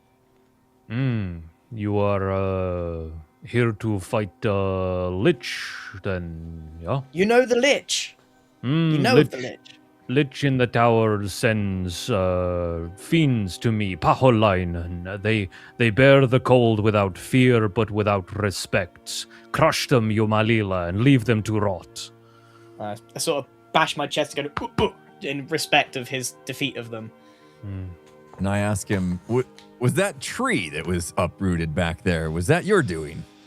Did not have my axe, and tree was appropriate weapon at the time. What Very do we call impressive. you? Oh, I was given the name Villi. Long since the name was spoken by an outsider, Ulatavan. His name is Villy, Ruby and Wizard. Wait, ask him if he can push the boulder. He seems way stronger than us. That's a good one, Ruby. Also ask him if he has any sweet treats. The rubbery one would like to know if you have any sweet treats. Not treats for warm blood like you. I like popsicles. I just let's just give it. If you've got something, just give it to him. He'll learn his Snow lesson about cones. asking strangers for sweets. I'll see what is left of the latest, and he goes over to where he's clearly like drying some skins and like letting stuff air out from animals that he seems to have killed, and he returns with just like a slab of raw meat, which he hands. It's about the size of Mr. Wizard's entire head, and he just like hands it to you between finger and thumb. I'm just holding a bunch of raw meat now. There's your sweet treat. Right, Villy, is there any way we can ask a favor? We've got to get through this pass, and you are 10 times the size of us. Would you help us move these boulders out the way? Naretova, I will help if you will take matter off my hands. The Lich sends these fiends to me because I had something I believe was his. I buried it in the snow under the statue in Frozen Lake before the claws came, Helusio Hararkova, the beast that is here but not here. That sounds exactly what we're after. This sounds like a win-win situation, Villy. Yeah, happy to help. Loistava Mainio, that you entered the crag with no furs, no naka, nothing to ward off the cold for your warm blood is brave but foolish. The dwarf is all muscle but no belly fat, used to the hot fire, the deep living, not prepared for the Painayainen. Do you have anything that might help us against the cold? Can give you furs. Not much need for me anyway. Not much need for comfort. Have the clothes I need here. And he picks up, there's like a couple of skins sort of lying on the other side of the fire. He just like tosses them over you, basically. Or big, I hope it's like a big white fluffy cloak I've got. Yeah, there's at least like some kind of goat pelt and some like you've got the one sheep costume that Gret is currently inhabiting, but he takes a knife and kind of quite skillfully cuts one of the hides in half, and it splits enough for the group of you to all have something. So that can mark an end to you rolling Constitution saving throws for dealing with the cold out here. Is there anything we might offer you, Villy, apart from taking this problem off your hands? You offer me peace. Peace from Lich and peace from company of stranger. So I beat my chest again and give him another giant saying, as if the deal is done. As I say, crush them, Yumalila. Crush them, Sulukainen. Let them feel the force of your rage. With all our might. Max, quickly, please. Ask him if he would like a snow cone. He's already like making his way. I can assure you, George, he does not want a snow cone. I have 12 flavors. Why are they all yellow? One's orange.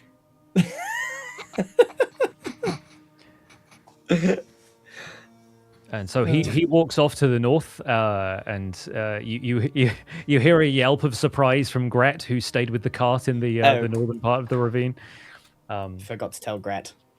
Don't worry, Gret. He's cool. Literally. I'm still walking with that meat chunk too, so I'm just kind of bobbing as I hold the meat chunk. Still dripping blood.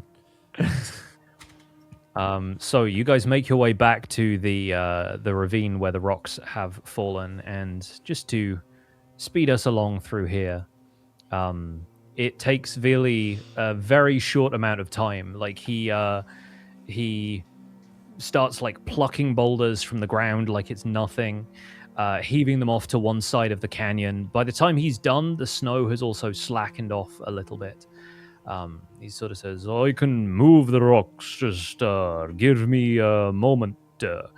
And yeah, he just kind of shuffles everything to one side. Beyond this wall of rocks, slowly is revealed this frozen lake, which stretches off into the distance. And from here, its far bank is sort of obscured by all of the mist and the falling snow. So, Villy, where would we find this object you've been defending? The island in the frozen lake. I buried it at the feet of the statue. You'll see where the earth is disturbed. Okay. All right. We shall find it. You're not coming with?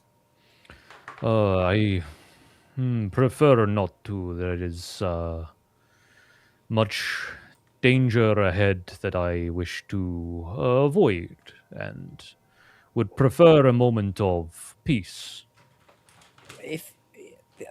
Guys, I'm lowering my voice a little bit to just for the people near me. The ice giant is scared of what's ahead. Oh. Just so you know. Maybe we should leave a little Gus and concerning. Gret on the shore. Yeah. They're not fighters. Wait, maybe this guy can babysit.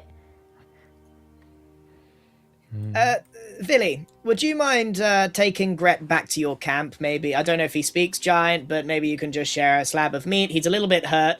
He looks like a sheep, but it's just a costume. You sure this is just the costume? He looks tasty, well-aged meat, no? You can do what you want.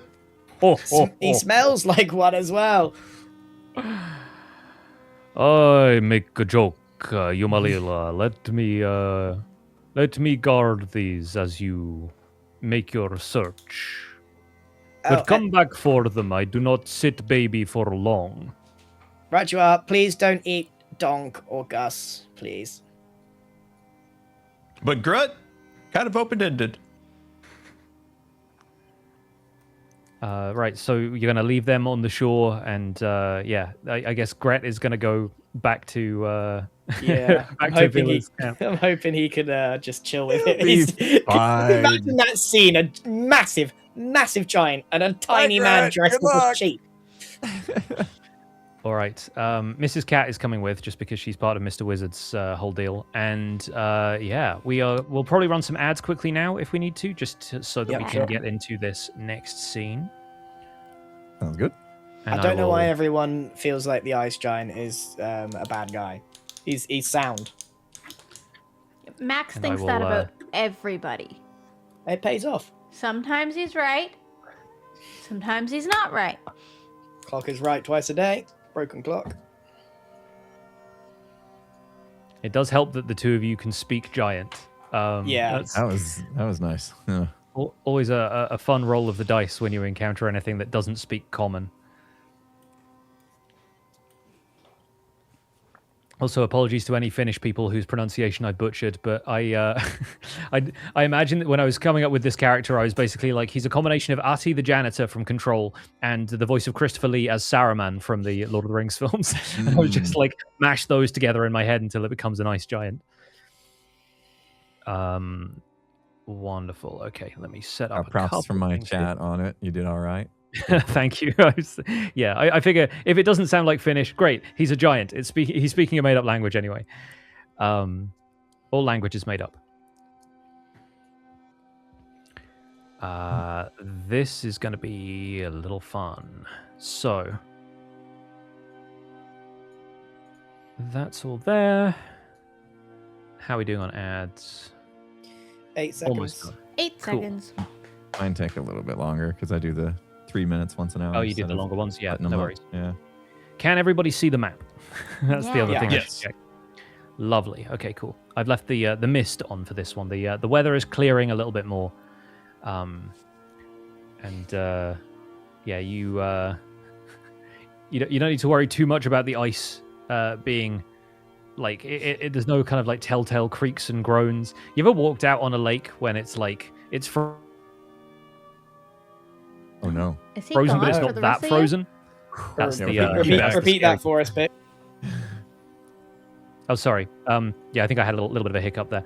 You ever walk out onto like a lake where it's like frozen but not that frozen, or like it's a little scary. Even when they're really frozen, it's kind of scary. That doesn't happen where I live. I don't want. Yeah, no fair. I don't know. You could have been somewhere there's ice. In my hometown, there's like a bay. It's salt water, but you can drive across what would normally be like a 3-hour drive around the bay. You can in the winter just drive across on the across the water. That seems terrifying. That I is do kinda like the scary. idea of ice skating without paying rink fees. Yeah. Now, there's a river, I think, it's canals in the Netherlands, isn't it? Where they like, if they freeze over during winter, everyone just like goes skating, and there's like a massive like ice skate you can do through like half the country. Anyway, Yeah, with skating, that in that's fun. mind, you step out onto the ice of this frozen lake. You feel a little unsteady, but the ice is solid. It is more or less like walking out onto stone. And speaking of stone, you spot more of these brick formations rising from the surface of the lake, kind of similar to the ruined building that you saw Vili making his home in. But these ruined walls of this building kind of jut from the ice. And at its center, there is a raised island of snow-dusted land with a pair of trees growing from this rocky outcrop. There are walls on this island too, and you can distantly make out the form of a statue. But around it, slightly closer, there are these floating forms of 4 spindly creatures with limbs like icicles and translucent bat-like wings. They remind you of the creatures you encountered in the tomb where you fought the nightmare. But where those were mephits made of clouds of smoke and ash, these seem to be their icy cousins. They're just sort of floating around over there. They have not noticed you yet. But in the case that we want to decide what everyone is doing, I'm going to start an encounter, and we're going to roll initiative. Okay. Guys, they look friendly. No, not this time, I think, Max. Do you want me to throw a knife at him and see? 9. They look like frozen prime mantises. I butchered that 15 word. for me. Frozen what? Prime mantises. 16. All right. Just getting these rolls in. Uh-oh. Awesome. Okay.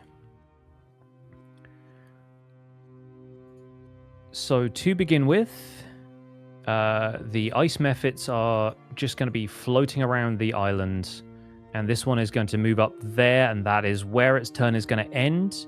They haven't spotted any of you yet, so Mr. Wizard is going to be the first one to act, but don't feel like you've got to all like leap into battle right away. If you'd rather consider anything else, You can if be want to sneaky. take a look around. Should we scoot over to the right? I'm gonna put mage armor on. I would never have a chance to do it. Fantastic. What a move. So cast that. There are these wall-like structures scattered around that we could take refuge behind Potentially get some cover.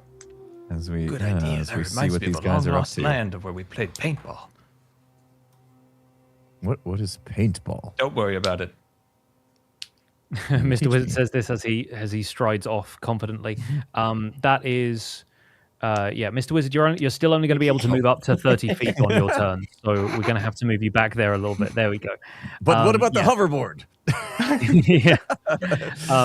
Having used mage armor, so you've cast that on yourself. Is that an action or a bonus action? Okay, that is a full action. Yeah. So you coat yourself in this sort of like magical shimmery armor, and your armor class has been adjusted. That's all good. And so you move out onto the ice. Ruby is gonna act next. I would What do you like to. Can I in combat be very stealthy and move up to this wall? You can absolutely roll me a I'm stealth check if you want Getting to try and get really close without them close. I don't want them to see spotting me. you. Okay, I'm gonna move up there and stealth it. Mm-hmm. That is a 23. Okay, cool. I think you stay low to the ice. You kind of hide in like this bank of fog that is rolling through, and you're able to like dexterously make your way up there without any of the ice mephits noticing you yet. Guys, You be kind of so hide in careful.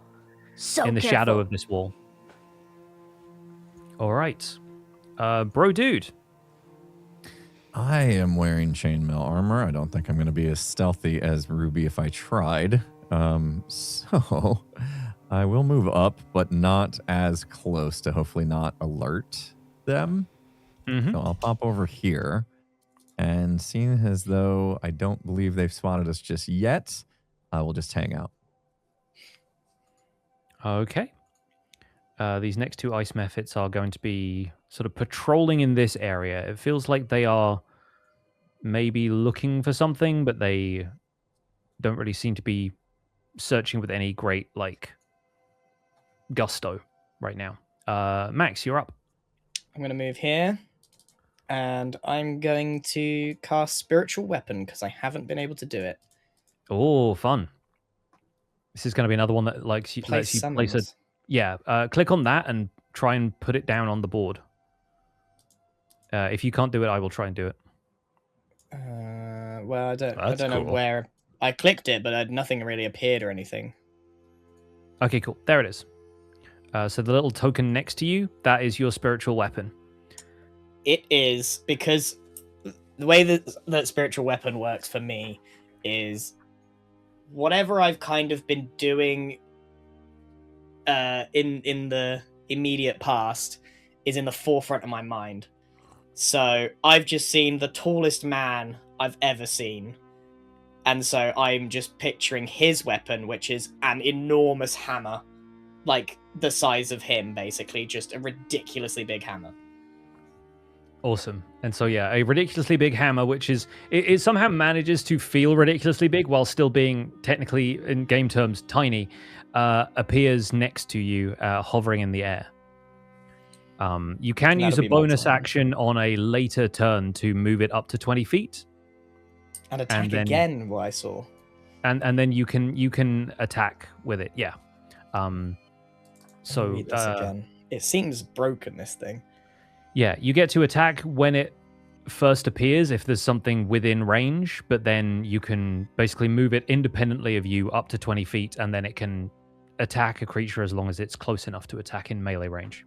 Right. And it's concentration, yeah.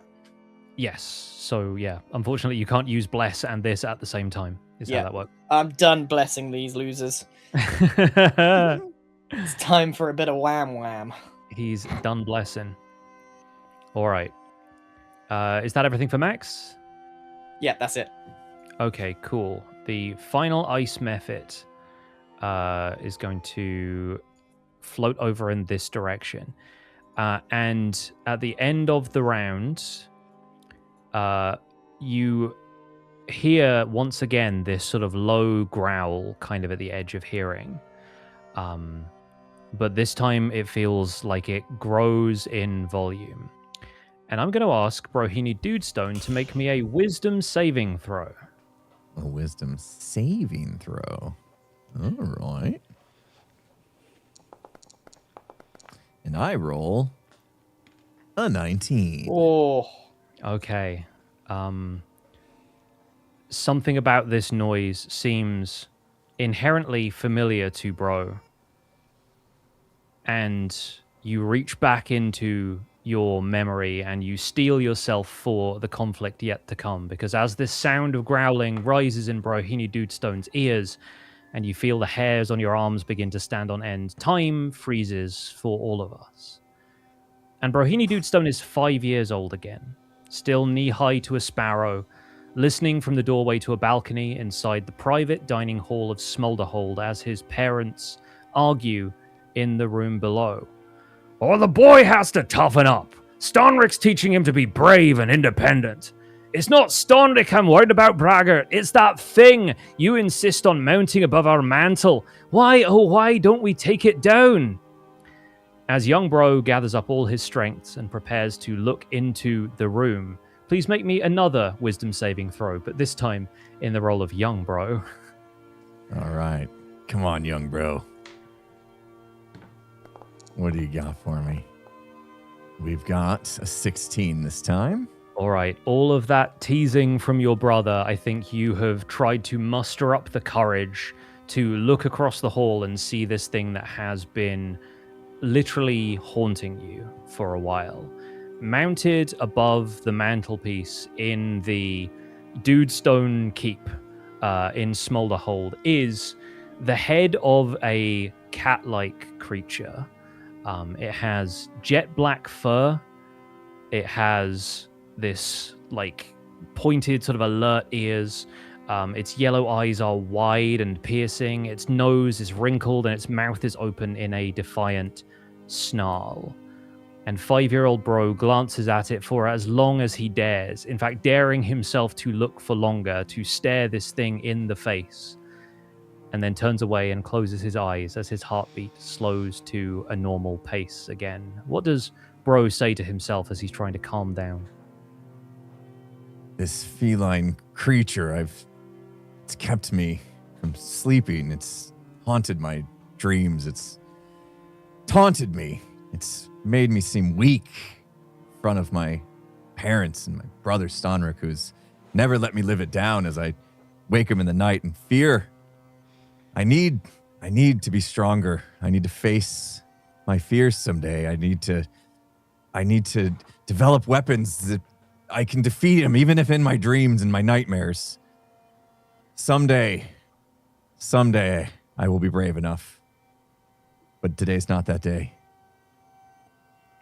This is all going through his head at 5 years old. What an internal life he's lived. He's already imagining this future in which he's the strong enough warrior to face down his fears. And his father's voice continues to rise from the room below. One of my proudest achievements, one of my greatest trophies, the alpha of the pack. The kid has to learn when a beast is conquered. He's got to man up, master himself, and if he doesn't, how's he gonna lead? When is he gonna leave his brother's shadow? And as these words echo forwards across decades, Brohini Dudestone hears them again as though his father is buried in the lake below him, frozen in this moment of misunderstanding. And out from the gap in between these trees steps this creature.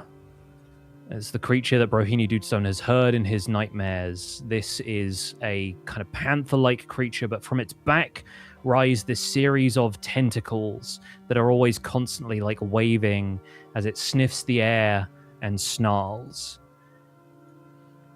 And it's going to leap forward, and I need to put on some more appropriate battle music. Here we go.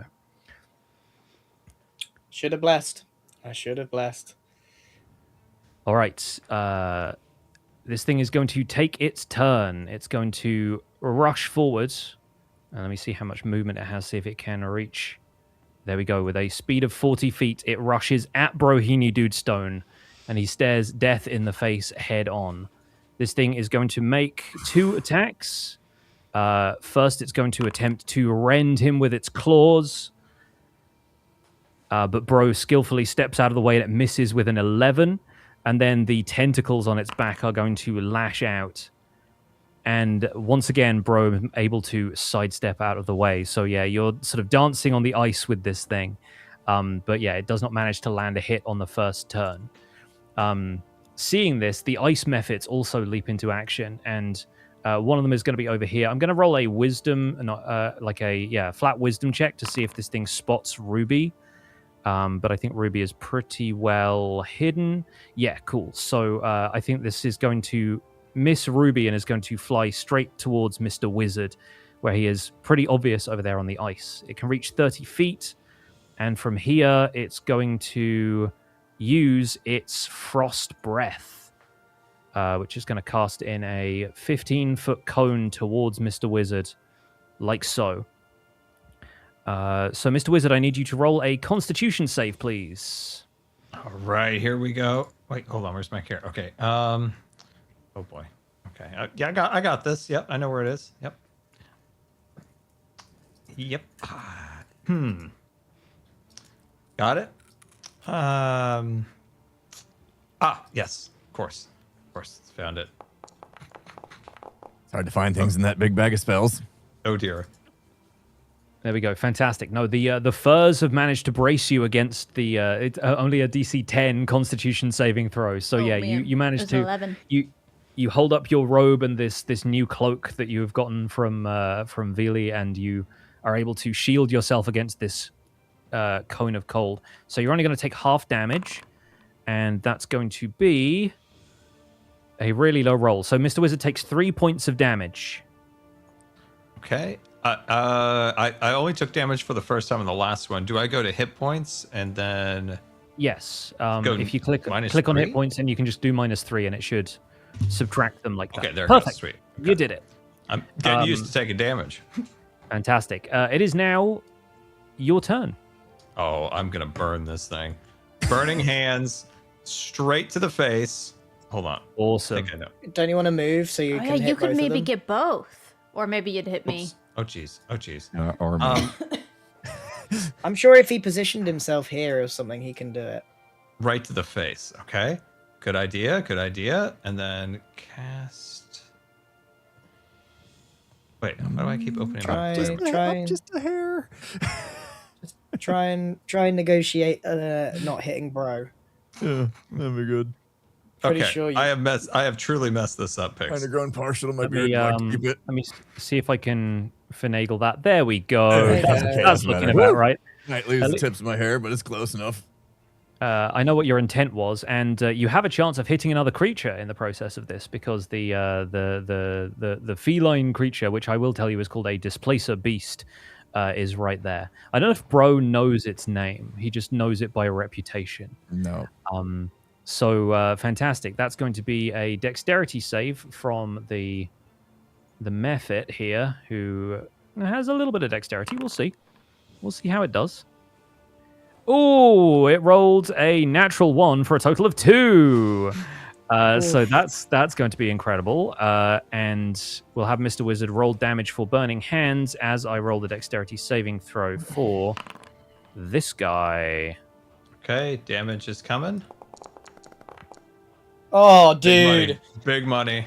Yeah. Unbelievable. Okay, well, first of all, the ice Mephit is vulnerable to fire, and it is vaporized by your burning hands because it takes double damage. So that's going to be 30 damage to that thing, which means it is immediately dead. And the creature that is currently staring balefully at Brohini Dudestone is also going to take 15 damage as this rocket of fire streaks past Bro's hair, almost singeing his beard, but manages to, engulf the beast in front of him in flames. I call out the max. Better than the Yeti, huh? All right, that one is going to be defeated, and we'll take that out of the initiative. I'm going to put the other creatures into the initiative order, so they should be showing up for people. Yeah, great. I think that's there. Wonderful. Okay, Mr. Wizard, that's everything for your turn? Yeah, I can't move, right? I'm stuck right here. Yeah, I think if you've moved there, then that's about the... you moved Okay, 15 feet. So you have another 15 feet of movement if you wanted to run anywhere else. I'm gonna Get go over away. here and go. Bro, Max, this time I used fire instead of ice like the Yeti. Woohoo. I just give That's him all I two said. thumbs, two thumbs up, sarcastically. Ruby, you're up. The Mephit is dead, but Brohini Dudestone is being faced down by a giant cat thing with tentacles. Okay.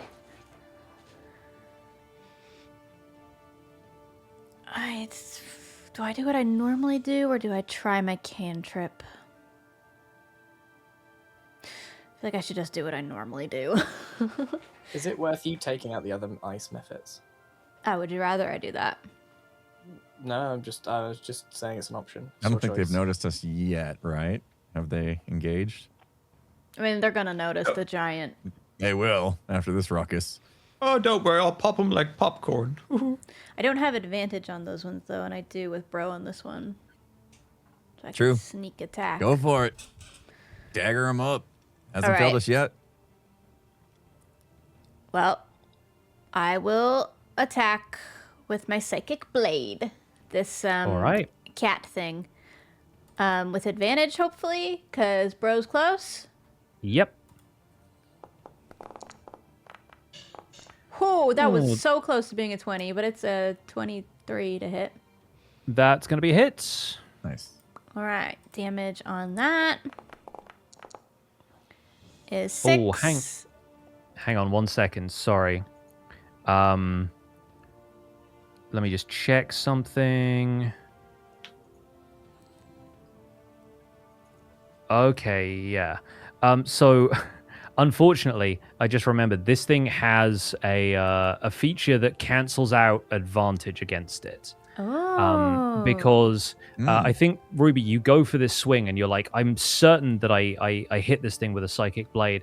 The psychic blade just disappears and, like, you're certain it passed through where the displacer beast is, but it doesn't seem to find its mark. And I'm taking, like, if you open up the rolls in the chat, I'm taking the first roll that you did there. The 2 was the first one and the 17 was the second one. So sorry for having to fudge that. I will try and remember that as we continue this combat. But yeah, so the psychic blade actually misses. Thank goodness I didn't bless. No, different advantage. thing. Okay, so then with my bonus action, I'm gonna just move over here and hide again. Yeah, cool. Something is wrong. Something is, like, unusual about this creature, and you're not quite certain what's going on yet. Maybe Brohini Dudestone can find out as he faces his fears. Yeah, still terrified, but also nothing excited for the chance to finally conquer my fears here. That first attack, I think I dodged it, but we were on ice. I lost my footing maybe and kind of fell over, so I'm kind of on the ground a little bit. So I reach back and I grab my immovable axe with the goal of swinging it down on the paw and trapping this into the ice by hitting the immovable button. So Nice. let's see if we can hit that move. All right, you'll be rolling with disadvantage. Okay. Oh, yuckers. Oh, come on, man. It was there. And yeah, you again, you swear you hit this thing's paw, but something about it, like the axe, like, just hits nothing but ice. And yeah, something about this, like, the fear starts to set in, like this kind of cold feeling down your spine as you realize that, yeah, this thing is as formidable as your father said, and something about these attacks just aren't landing for you. So I think what I want to do is, as I have that realization, I realize I'm still on the ground. I'm still in some trouble. So I want to use a bonus action to parry. Is that how I get out of there? You can use evasive footwork. Parry would be if you're attacked by something. Yeah, I'm going to use evasive footwork to disengage. Great. Okay. So that means you can move away from this thing without it threatening you and attacking, getting attack of opportunity. Or with this, is it 30 again? Yeah, you can move up to 30. And I think I'm gonna skirt around it and kind of go over this way. Oh, I didn't move. Yeah, sorry, I think it's preventing you from moving through the creature. Try there and then there. Was that what you wanted? Yeah, that'll work. Cool. You're just leaving me out to dry. No, we're spreading out to kind of You're so he super doesn't know where to strong, look. Max. And plus, it's friendly, right? I'm the only one that got hit. It's friendly. The other ones are friendly. This guy's not. Also, bro, remember you can roll your AC bonus from the link in the chat there as well, because you need to, as part of your evasive footwork, you basically get to be on guard and get bonus armor for the next turn. Roll AC bonus. Okay, thank you. Ooh, that's not bad. All right. Yeah, we're going to apply that.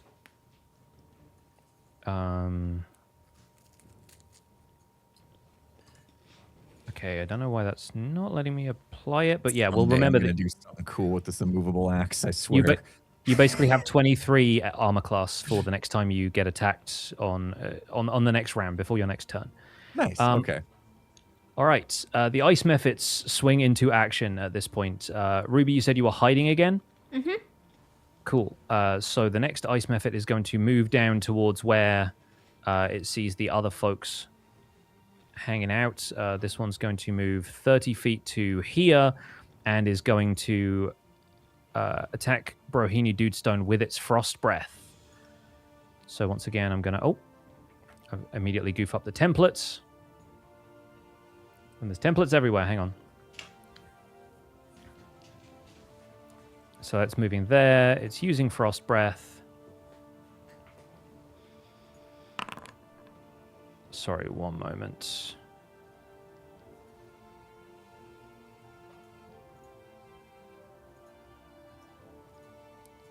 Okay, and it's going to breathe on you in that direction. So, bro needs to make me a Constitution saving throw, please. Alrighty. And we've got 9. Okay, unfortunately, you are hit full force with this cone of cold, and you take 7 points of damage. Brr.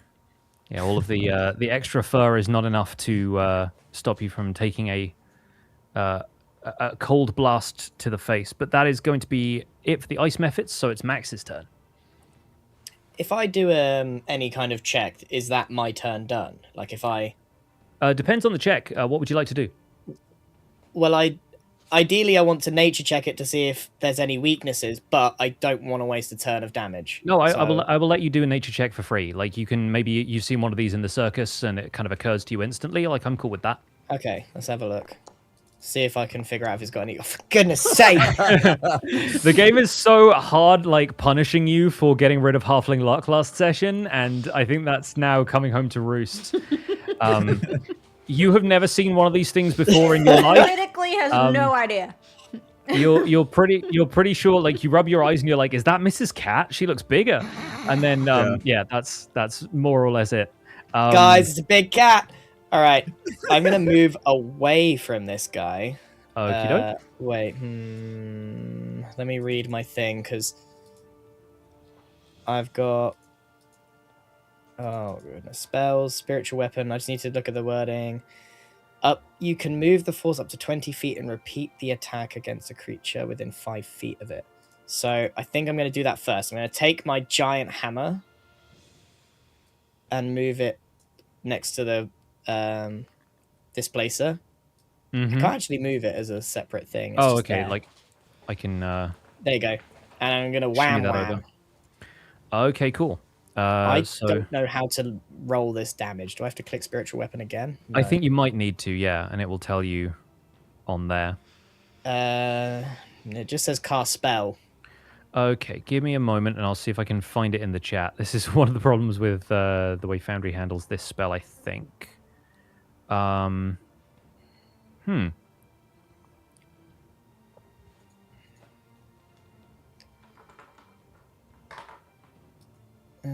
View item, display in chat.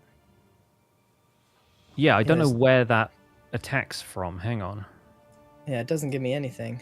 1 second. I need to move the guy so that I can get back to this guy. Create scroll. He was in the same space there for a second. So when I click on this thing, I have move and attack as an action that I can roll it for it. If you're happy with me doing that, just for the sake of... So it's a 1d8, right? Yes. At first it has to roll to see if it attacks. It's also going to roll with disadvantage on this thing. Okay. And it rolls a 12, which unfortunately does not beat this thing's armor class. And so you see your spiritual weapon, which you're directing, sort of swings at the creature, but once again does not find its mark. In the meantime, I will also try and convey ownership of this to you so that maybe you can try doing this. Okay, in that case, I will then move back and I'm going to cast a guiding bolt level 1 because I need to save a spell, I think, for now. Okay, great. Do I have to do that with disadvantage? Yes. Wait. Hang on 1 second. Sorry, let me check that. Let me check that. Yes, all attack rolls have disadvantage. Yeah. Oh, but a 13 hits, even with disadvantage, you managed to hit this Wow. thing. Sweet. Fantastic. And now, roll damage, and every attack made against this thing is going to have advantage. So technically, everyone's just going to be rolling normal rolls. So you've cancelled out the disadvantage for everybody, which is amazing. So just roll Roll damage for Guiding Bolt. normal. Yep. Okay, 17 Bang. is huge. Fantastic. Okay, so this thing Wham takes wham. 17 damage. Yeah, you see this thing rear back in pain, and it seems like the Guiding Bolt streaked towards, like, it kind of curved at the last second and hit. And so, yeah, the Displacer Beast has been hit by that. I genuinely don't know how I'm supposed to give you ownership of this. Oh wait, spiritual This- weapon. Oh no, This I don't weapon. Know. It's have got to to be figure on that here out. somewhere. It's just, yeah, I will figure it out before next session. Right, moving on to the Ice Mephit, who is still up here by the little statue. I think this one is also going to now notice that there is a melee happening and fly on down towards Mr. Wizard. The Displacer Beast now gets a turn. So it's going to stay within the threatened range of Max's spiritual weapon and is going to take a clawing strike at Mr. Wizard. Oh no, not the wizard! First of We all, left it's our going to- wizard squishy open. boy. Max, bro! a 16 hits Mr. Wizard's You're the new armor Oh class. my gosh. No. So we're going to roll. some- Wizzy. Oh no. He's too soft for this. So Is this Mr. Wizard too- takes 5 damage from this thing's claws as it barely grazes him. And its tentacle attack was a natural 1. So, yeah, I think he's too busy wacky waving away from it, and the tentacles miss. So -5. Yes, -5. Oh dear. Oh dear. That is going to be it for the Displacer Beasts. Mr. Wizard gets a chance to retort, because you're up next. Can I do any magical detection to see like what spells will work better on it? Because he's kind of avoided like the psychic blades and stuff like that. You can definitely give me like an Arcana check or maybe a Nature check, whichever you prefer, to see what you know about creatures like let's this. see, Arcana. See, that's okay. That's 19, and then yeah, I'll do Arcana.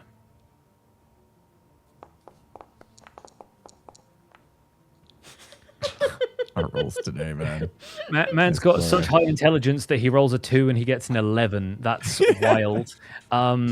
Yeah, like whatever. This thing seems to have some kind of like natural illusory property about it, but you don't really know what else you can do about that. It doesn't seem to be like naturally immune to any form of magic. It's just that people are having a hard time hitting it because it seems to be kind of like this weird sort of almost like shadowy form of itself.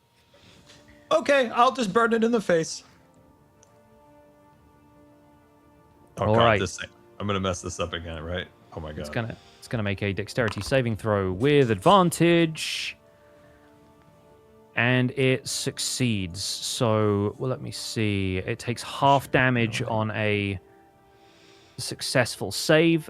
So yeah. Yeah, you definitely still hit it, and I need you to roll damage for me. Okay. I'll get rid of the Burning Hands template because yeah, I mess that up every time. it's all good. All right, 11 rounded down. It takes 5 points of damage. As yeah, the flames sort of lick out towards it, and it sort of leaps back out of the way, but is still hit by some of the flames. Okay. You would have to move, like staying close to this thing, if you wanted to move at all without taking any extra like attacks of opportunity. But does Mr. Wizard want to move, or do you want to stay where you are? I think I'll stay where I'm at. Okay, great. Ruby, you're up. And Brohini is up next. There's so many Take out the little guys. Yeah, but isn't this the one turn where we can actually hit this thing? Is it? Is that how, I don't understand Because how you're it works. guiding bolt. Oh, of course. Sorry, you had advantage, didn't you? Yeah. Yeah, so it would cancel out. Okay, cool. Yeah, good to know. I don't understand what's happened. Can you explain? Guiding Bolt has a property that gives you advantage and because you have disadvantage on hitting this thing, the two of them cancel out, and so you just roll normally instead of rolling with disadvantage. And So, so Scar should have rolled with advantage. It works slightly differently for spells that have saving throws. There's like a different property going on. Okay, so if Ruby attacks, it's with advantage, so it's a normal attack. It meets in the middle. Can I double cancel that out by planting my feet and trying for advantage, or does it not work? I'm going to say yes, because I'm feeling generous today. He's feeling generous, guys. Also, Mr. Wizard is right there, and yeah, this thing has its back turned to you. But you basically fulfilled all of the requirements for sneak attack, so I'm going to say, yeah, you've got He's advantage. letting me sneak attack. Plus the guiding bolt. Plus the guiding bolt on top of that. Technically, I think advantage isn't supposed to stack, but it's a gray area when it cancels it out, so go for it. I'm a squishy wizard. I'm saving our squishy wizard. Hold on. Oh, get in. And that'll do it. And That is it's a crit. 20! That is why you give players advantage in moments like It's this. a crit! It's a crit! I'm trying to save the wizard so bad. I'm so worried about him. So roll damage with critical. Roll sneak attack. And sneak attack. Oh my gosh. Is sneak attack critical as well? Yes. Oh, I have oh taken my advantage gosh. of your kindness massively. So that's a total of 29 damage. Yeah. Oh Oh my my gosh. god. Who's favorite Incredible. princess? Yeah, something about the way you throw these knives, you've found their mark like almost immediately. Like you see this thing leap back from Mr. Wizard's cone of flames, and you instantly shoof shoof like psychic knives straight to its back. And I think one of the tentacles ends up getting like sliced off by the force of these things. Perfect. And instead of using my bonus attack to attack, I'm just going to use my bonus action to hide. Okay, cool. You're hiding round by those walls. Fantastic. It is Brohini Dudestone's turn. All right. At the moment, I'm being a little bit overwhelmed by a feeling of guilt and shame because after I missed my last swing, I ran away with my fear taking control of my body. And this time, I've determined after seeing this thing attack Mr. Wizzy that I am going to get in there and do what I can. I do remember that I have a special ability to do a commander strike, which is the ability to use somebody else's weapon. And after seeing Max have some success with his special weapon there, am I able to use Max's special hammer that he's got there as part of my attack? Interesting. I'll say we can house rule it a little bit. Like it won't quite work the same way Commander's Strike does, but like let's have you make a melee attack and we can kind of like flavor it, provided that you hit that you're like grabbing Max's spiritual weapon out of the air and using it. Like I like that as a so melee. I need to rush in, right? Yeah. So rush that in. I've got Roll bravery. by 16 impulse. Ooh, would that help me? 14. It was 14. It's a 14, but you're rolling with all of your attack bonuses, which means I think Bro hits like a 21. Yeah, it's worth it. Okay, yeah. Let's ensure this. 14. Let's ensure this goes. Okay, so what do I do? Basically, give me a normal great axe thing, but don't roll the to hit dice. Instead, just click damage when it appears in chat. Okay, normal attack roll on the great axe. Yeah. Yeah, you can close that. This is the one that's being swapped out for Mr. Wizard's special attack. So and instead of just roll 14, it would have been a 20. Yes. Is that how and that now works? you can just Okay. now you can just go ahead and roll damage. And then roll damage on that. And then this It would would be have been a 21 total. Yeah. a normal on that as well. Mm-hmm. Okay. Oh dear. Come on, man. All right. What's Sweet. going on today? So yeah, you grab Max's spiritual weapon out of the air, this sort of radiant like hammer that has appeared nearby, and you slam it into the side of this thing. And as you do, you realize the secret behind this creature the entire time has been like something about it. It's like you've got to swing a little extra because this creature is projecting an illusion of itself that is actually about 5 feet away from where it is. Like the actual creature is kind of cloaking itself nearby and projecting its own image. And suddenly you recognize what your father recognized all those years ago when he took one of these things down. And the reason he was so proud of hanging it above the mantle in your home was that these things have a secret that he figured out. And now that's ancestral knowledge that's somehow been passed down to you through this encounter. And you feel like for a moment there, in the middle of this combat, you see eye to eye with your father. That is 7 damage to the Displacer Beast. It is looking like it's on its last legs, and with the help of the team around you, you feel confident now that you can take it down. Is that all for Brohini Dudestone's turn? I've got some lusts now, I think. Do I have... Okay, does Commander Strike...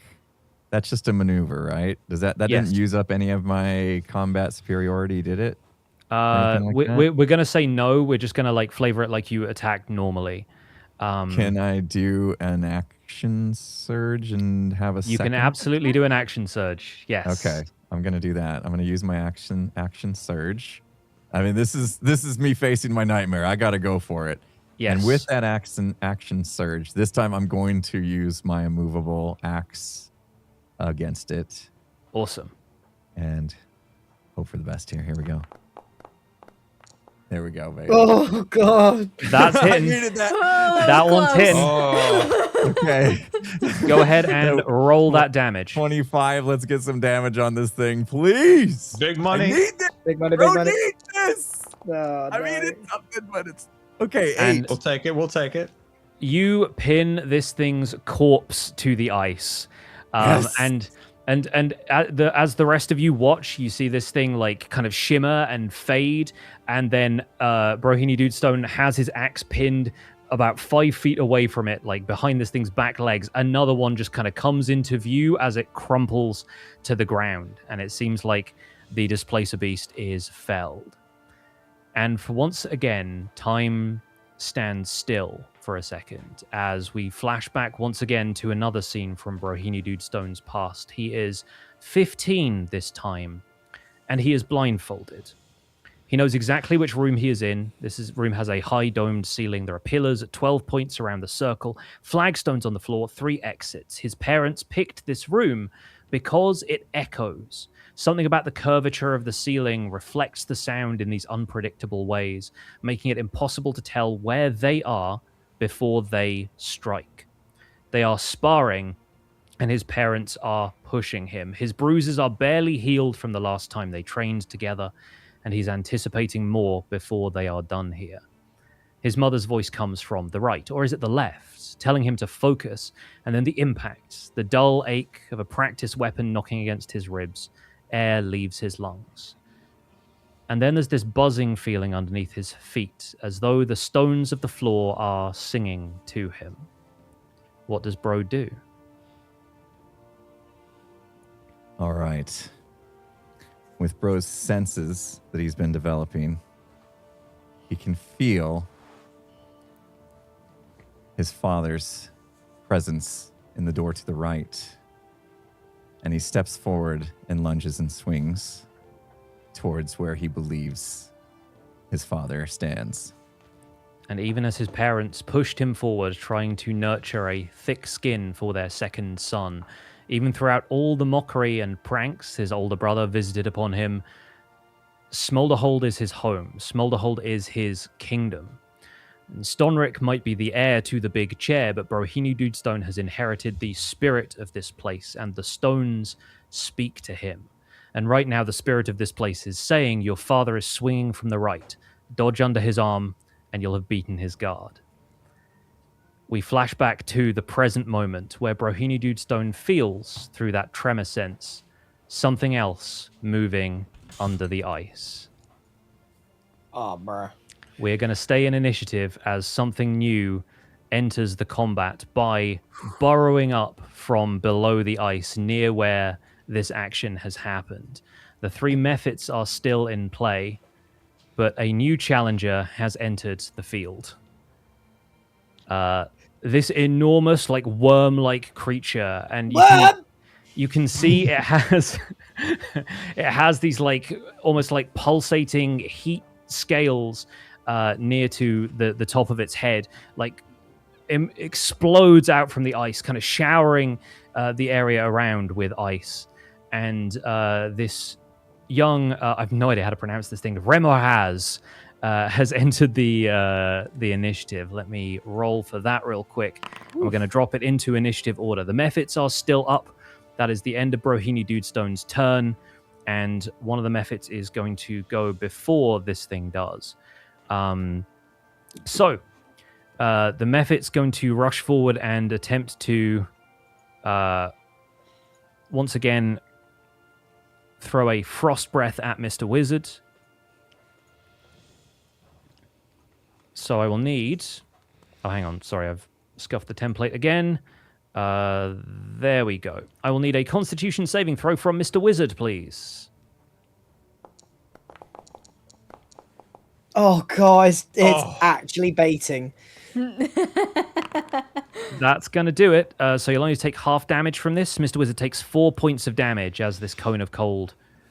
Oh my god. I am starting to lose some health here.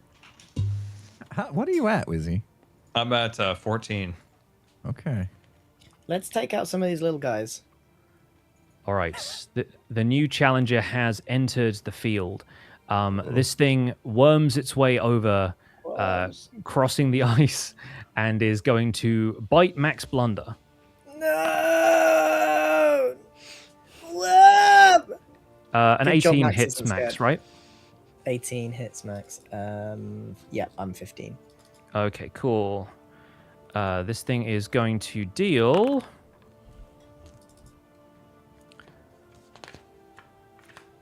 Oh, okay. That is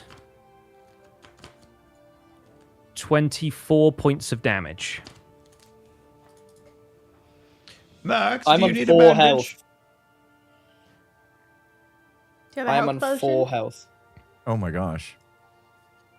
And this thing seems to be like, you know, it's you see steam coming off of this thing, like it's got this kind of almost like wave of heat that it is charging up. But that is going to be the end of its turn.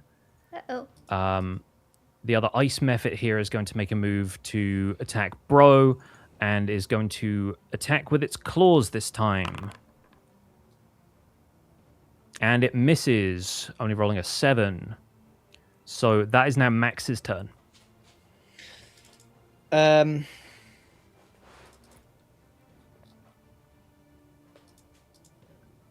I just run away, that thing's going to take a swipe at me, right?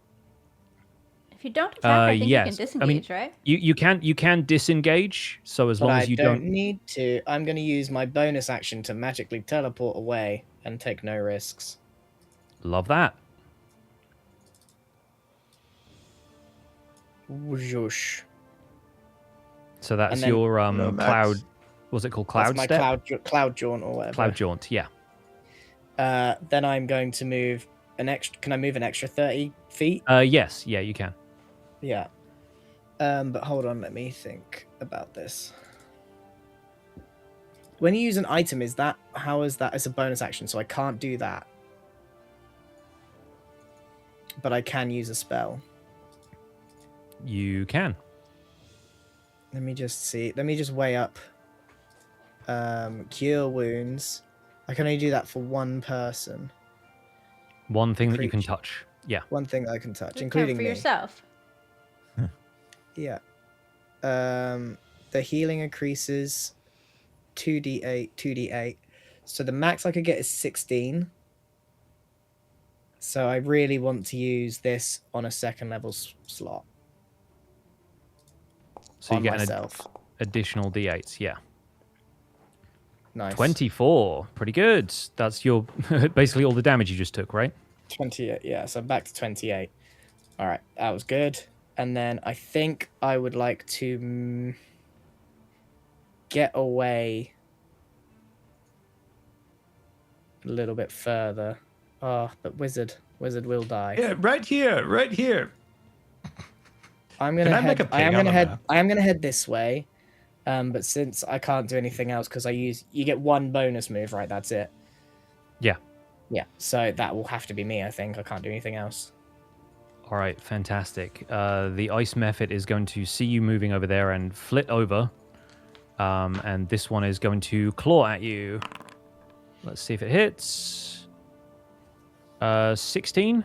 Is that hits? Yeah, I got 15 Yeah. armor class. All right, this thing is going to do tiny nick of damage. Yeah, that's 6 points of damage. That's as not the method. tiny. It claws at you. It does a claw. And it's asking you to keep concentration. You do still have, actually, your sword that's next to Bro. Yeah, I couldn't Yeah. use it because I guess it's a bonus action, right? Yeah, okay. it was a bonus action, so I used the teleport away. I hear you. So what do I need to do? Do I need to do something? Yeah, the chat should give you the Oh, yeah. DC 10 concentration. You just need to roll and beat a 10. Oh, 9. Okay, unfortunately, the spiritual weapon disperses. Guys, the rolls. Oh, come on! All my rolls have been terrible today. And Max's concentration is broken. Right, we are back to Mr. Wizard. I think I can take both of these guys out with fire. Yes, Do it. wizard. Ooh. Yes. Okay, I'm gonna cast spell. Mhm. What picks? I always goof this cone thingy up. Okay, I can place it for you. Yeah, should I just set it down and then just? I always mess that thing up. And then while you're doing that, should I do damage? So throw. Whoa. Does he need to move up a He little could bit? move up one Get to a get an straight easier shot. Yeah. I don't know why I It's can't turning, place it's that. turning, and... What? That doesn't make. He What? could just move forward one. He has got the movement. Yeah, I think you can still get like that. There you go. There you go. There you go. You got it. You got it. You got it. So you go- got it. go it's here. there. No, it was there. It's right there, dude. It's fine. Wait, we're here? Yeah, go You back. can Oh, stay look! where Go back where you Oh, back were. You can Oh, stay shit. where you were. I There like we the idea that he just did a small circle before he decided to cast a spell. He's just pacing, trying to figure out what he wants to do. Derek Zoolander's in place. He can only turn left. Yeah, so just go ahead and roll that damage. That's going to be 10, which means 20 points for both of them since they have... Oh, they are each on 1 hit point left. No my way, dude. They have exactly 21 health. Oh my gosh. Even though they took double damage, they are somehow still up. Oh. Yeah, that is that everything for Mr. Wizard's turn? You used some movement, but it kind of ended up back where you were. Do you have wanna do anything else you can do, Wizard? Chuck a rock at him. Do you have bonus actions of any kind? Yeah, I don't know if I have any bonus actions. Chuck a rock at him. We can't let him have a turn. Could I give him one of my snow cones, the special yellow ones? If it's my turn next, I'll just kill him. It is now Ruby's turn. No. But I don't have special like bonus actions, right, Pix? You might have some spells that are bonus actions, but I don't think they're anything that you Yeah, need to okay. use right now. Yeah. Okay. Oh no. All right. I will get my psychic blade out and throw one at the one closest to Max. Throw a crowbar. Since it's next to Max, do I get advantage? Yeah, I think so. Nice. I take advantage everywhere I can get it. Mm-hmm. That's definitely gonna hit. All right.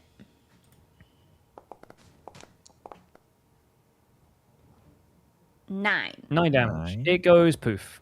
It One disappears down. into a puff of ice. You're welcome, Max.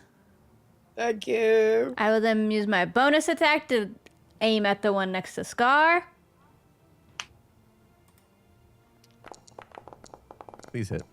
Oh my god. Uh-oh. 9. That misses. Oh, come on. My bad.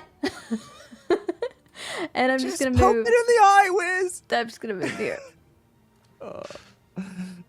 That's it. Brohini Dudestone, a new challenger has emerged. You also have an ice method right in front of you. And then this enormous worm-like creature has burrowed its way up from under the ice. Okay.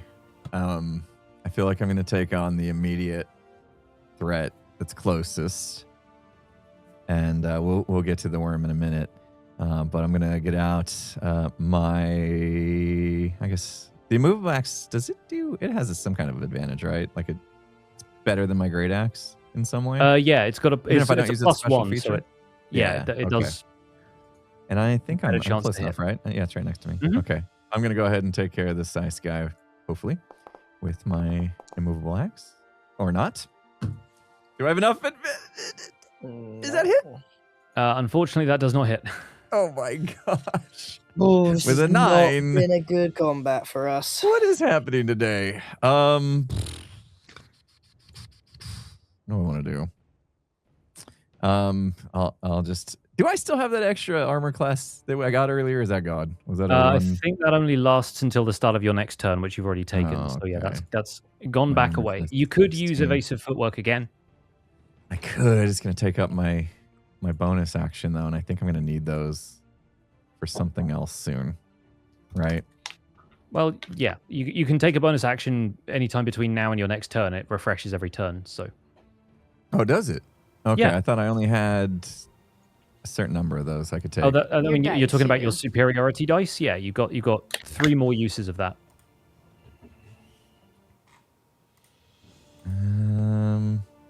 Yeah, right. And if I did evasive footwork to kind of back off, then it would use one of those, yeah? Yeah. Have you got I'm anything going where to you stand my ground. I'm just going to stand my ground. Okay, sounds good. The ice method next to Mr. Wizard is going to attempt to claw him. And that definitely misses. That's all it gets to do. The young Remoraz, Dr. Drake Remoraz, is going to make its way over to Brohini Dudestone and attempt to bite. This thing has a pretty hefty bonus, but that still fails just.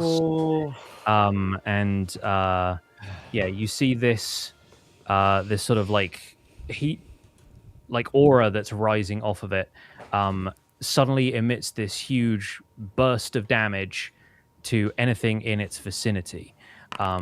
So that is going to mean that Bro still takes 12 points of damage. Jeez. And this sort of like 5-foot burst of flame You comes guys out. are getting beat up. Immediately evaporates the ice method because it takes double damage from that. So that would have That's been helpful. 24. So the ice method is gone.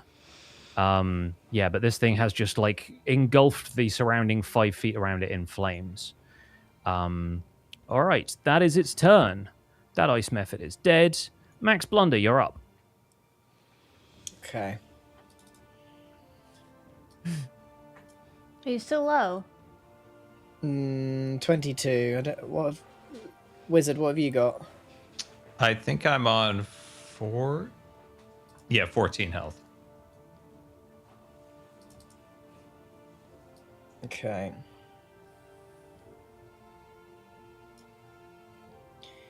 I kind of want Ruby to...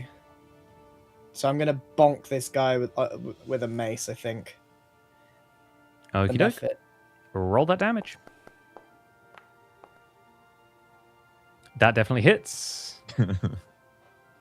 And then need to hit damage then. Mm-hmm. There He it is. did. Damage. He did. I mean, it doesn't matter what I hit, really. Right. Bonk. All right. The final ice method dies, and as it does so, it uses its special ability, Death Burst. What? Oh my god. I need Max and Why does Wizard this to one make have me that? Constitution saving throws. They it should all 'cause have done it, melee? technically speaking. I just wanted to make it more fun that the last one did it. Oh, okay. Okay. Well, at least I got an extra 2 points there.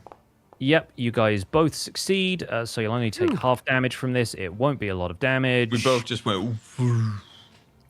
You both take 4 points of cold damage Oh, jeez. Brr. Oh, we took nothing. as this burst of ice, shoots out of this ice method and it disappears into the snow and blows away in the wind. So and it you was are 4 left damage? 4 damage, and you Yeah, are left with right. just a very dangerous worm. I don't ask for permission. I grab Mr. Wizard and pull his head back like and he opens like a tin can, and I pour my 1 potion of healing down his throat. Love that. All right. So roll potion of healing. Big money. Not bad. It's not Mr. much. Wizard regains 7 points of health. And I make a ginormous burp. Incredible. Okay, yeah, so add 7, Scar, and let's get ready to rumble, because Mr. Wizard is up next. Yes. Oh, feeling very vitalitous. Vitality? Thank you, Max. All right, I am going to whack this thing with my powerful mind spike. Oh, I love that. That sounds I'm good. gonna cast mind spike. Okay, right. this thing is going to make a wisdom saving throw against Mind Spike. Oh, and it rolled a literal 2. Yes. So that's going to be full damage from Mind Spike. Roll that damage, Scar. All right, here comes the damage. Where's my wand? I lost my wand. There it is. Was your wand in your shirt? It was. Oh, wait, It got I- migrated. There we go. Oh my goodness, 18 damage is huge to this thing. Yeah, this thing immediately like reels in pain as this psychic spike happens to it. It now receives the spiked condition. So you always know the target's location until the spell ends, but only while the two of you are on the same plane of existence. Fortunately, that applies. So yeah, yeah, apparently this thing cannot become hidden from you at this point, which is an interesting property, which we might end up using. We'll see. Is that it for Mr. Wizard? I extend my hand for a fist bump with Max. Max fist bumps it, but it's just the sleeve. he's learned from the Displacer Beast. You should move back though, Where should Yeah, I go? you should run. behind me. Hi, Mrs. Cat. Yeah, Mr. Wizard goes off to see what Mrs. Cat has been up to, maintaining a safe distance, it turns out. Ruby, you're up. And Brohini Dudestone is right next to this thing. So, yes, you do have advantage. Stayed there for a reason, Ruby. I like clamber up on the top of this wall that I'm next to, and just with the biggest smile, I'm like, I'm having a great time. Are you guys having a great time? No. Super I've fun. not been hit Hurting a little one bit. time. I just keep hiding and throwing knives. My The toes rogue are is cold. happy. I'm down to 17. This is the happiest rogue you've possibly ever seen, and she's getting some more psychic blades ready to attack. Oh, wow. Oh my god. And- My god. With a crit! My gosh. You're getting all of the rolls that were intended for Grian. I think that's how that's worked. All right, go ahead and roll It's crit a damage, please, Ruby. crit! She can't keep getting away with this. And a sneak attack crit! Oh, my days. All right, so 25 so far. And now, with an extra smirk, I ready a second blade from my mind. And Roll me that second bonus mind blade. attack. With advantage. Oh my With 18 gosh. and She a can't 19. keep getting away with this. Yes, that hits. Can you not a crit this imagine time, if but that crit a second time? it's stranger things have happened, but it would be a turn up for the books. Yeah. Okay. And- Nice. Bring her back down. Bring her 5. back down. And 5 Good. point of damage. With that, this thing is bloodied. It seems to have taken like half its health. And yeah, you've really laid into this thing. Ruby's psychic knives streak across, and Brodude, you just see this thing reeling from like psychic attacks from both sides with Ruby and Mr. Wizard. And Brodude, you see this chance to seize the advantage, and you're up. Oh yeah. Use your cool one-liner. I hope you thought of one. You can't use mine. All aboard the bro bus. Lem. Boo. Oh, Boo. Here we go. Movable axe coming out. Go ahead. Come on, baby. No. Ugh. What is? Ruby took all the cool. Yeah, an 11 unfortunately does not hit. Yeah, this thing. Bad one-liner. My this bad. thing writhing in front of you. I'll think of one before the next battle. I promise. All All right, I'm going to, since I'm low-ish on health and this thing hits hard, I'm gonna go use my second wind to try to recover some health. A very good choice, I think. Yeah. So let's see what we can get back here. I will roll a d10 to give me... Ruby, I'm going to need to borrow your die next turn, please. I got a Knives. 5 back. You need knives. 5 back. Yikers. All right. Give myself a +5. All right. 22. And that's me done. That's you done. All right. Actually. Having taken a bunch of damage, this thing is going to disengage from where it is next to Bro Dude. It moves 5 feet and then it burrows back into the ice. So you all see it disappear from view, but Mr. Wizard knows where it is. And so, Mr. Wizard, you see this thing move another maybe 15 feet or so, almost like tunneling through the ice. The rest of you see it kind of disappear under the surface. But yeah, it seems to have retreated from being on the surface, at least for now. Right, next in the order is Max. Max, the combatant, has left the field as far as you know. What do you do? What can I do? Let's have a look. You're not concentrating on Spells. anything right now, right? Yeah, there's not much point doing anything else. You reposition. I'm just looking at my options.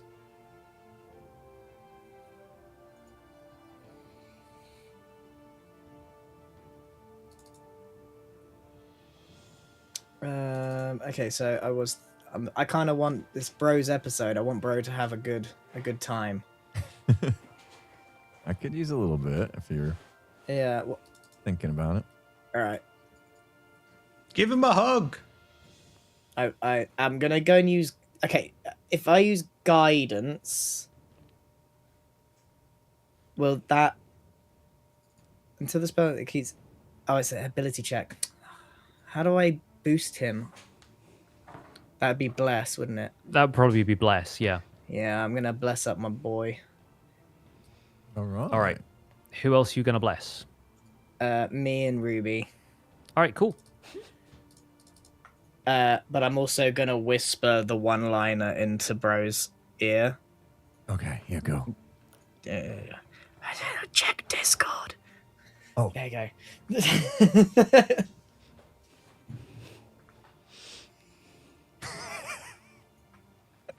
Nice. All right.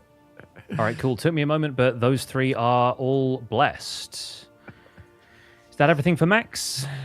Don't think I can do much more. Mr. Wizard, you're up. So I know where it is. Can I still hit it? You can still hit it if you use Magic Missile. The Magic Missiles will literally follow this thing down the tunnel it has just bored into the ice.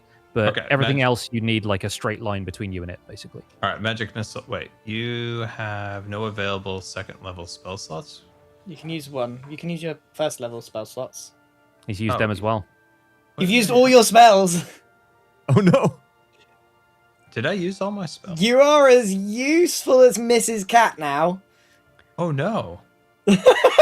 Yeah, we've had a Mind Spike, we've had a Magic Missile, we've had a couple of Burning Handses, we've had a Mage Armor. I'm thinking this adds up.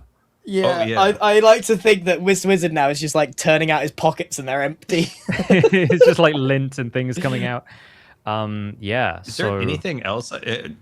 There's no cantrips or anything I can do? You got cantrips. You've got a Ray of Frost, but unfortunately with this thing underneath the ice, it doesn't seem likely that a Ray of Frost is going to get there. What if I use light and I light it up so we can see it under the ice?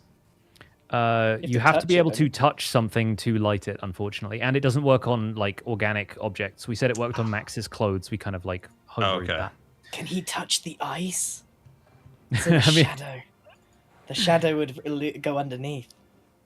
I mean, you touch one large or smaller object. Okay, the lake of ice is bigger than large. I'm sorry to say. I tried. Large is basically like a 2x2 set of squares on the grid. What cantrips have you got, Scott? Can I make friends with it? No, I don't think I'm in range for that one. Yeah, it needs 10 feet. Oh my You god! might just alright. have to retreat. I think I'm Mr. gonna have Wizard. to retreat. Yeah, I don't. Yeah, A wow, I didn't wizard realize without I'd used spell slots everything. really is useless, isn't it? Well, it depends, but yeah, he's got quarter staves and daggers, but he can't really use any of those at this stage either. So Just remember, you still have that 7 divination. that Okay, you can I'm just use. Yeah. going to pull my crossbow out. I'm gonna put my wand away. I'm gonna pull the crossbow out and just hold it, and that's my move. great, that sounds like a good move to me. You can hold your action until the thing arrives, and then you can shoot at it with a crossbow. You can do that. So that's over to Ruby then. Ruby, once again, this thing is tunneled under the ice right now. Ruby will move to land so as to not Smart. need to worry about it coming up in the ice wherever it is. And then I will hide. Okie doke. Ruby is hiding. Over to Bro Dude. Oh, crowbar, not crossbow. Ooh.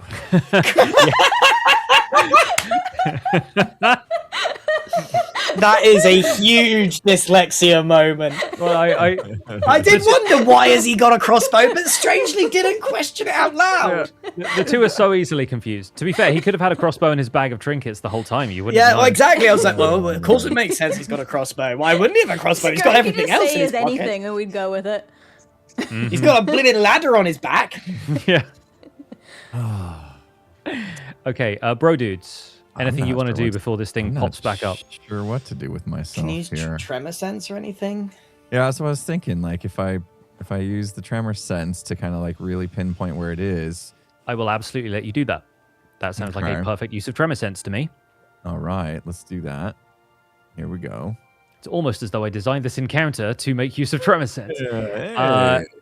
That's very, very good. So yeah, you within 60 feet, this thing is definitely burrowing under the ice, like less than 60 feet down. So yeah, you feel through the ice. This place once again sings to you, and you hear this low bass note of this thing moving through the ice, and you get the sense that it's going to pop up probably somewhere around here in the next turn. So if you want to, you can move into a space near that and ready your action to hit it as soon as it pops up, and we'll let you act ahead of the young Ramorhaz's turn. That sound good? Okay.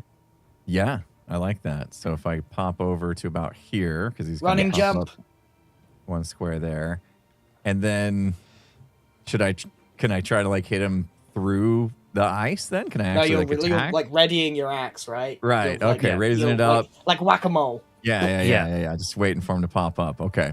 Absolutely. Yeah. So as Bro Dude anticipates, this thing gets to move just a little bit more on its turn, and it's going to pop up from the ice. So we'll go back to Bro Dude's turn so that you can go ahead and give me a Great Axe attack.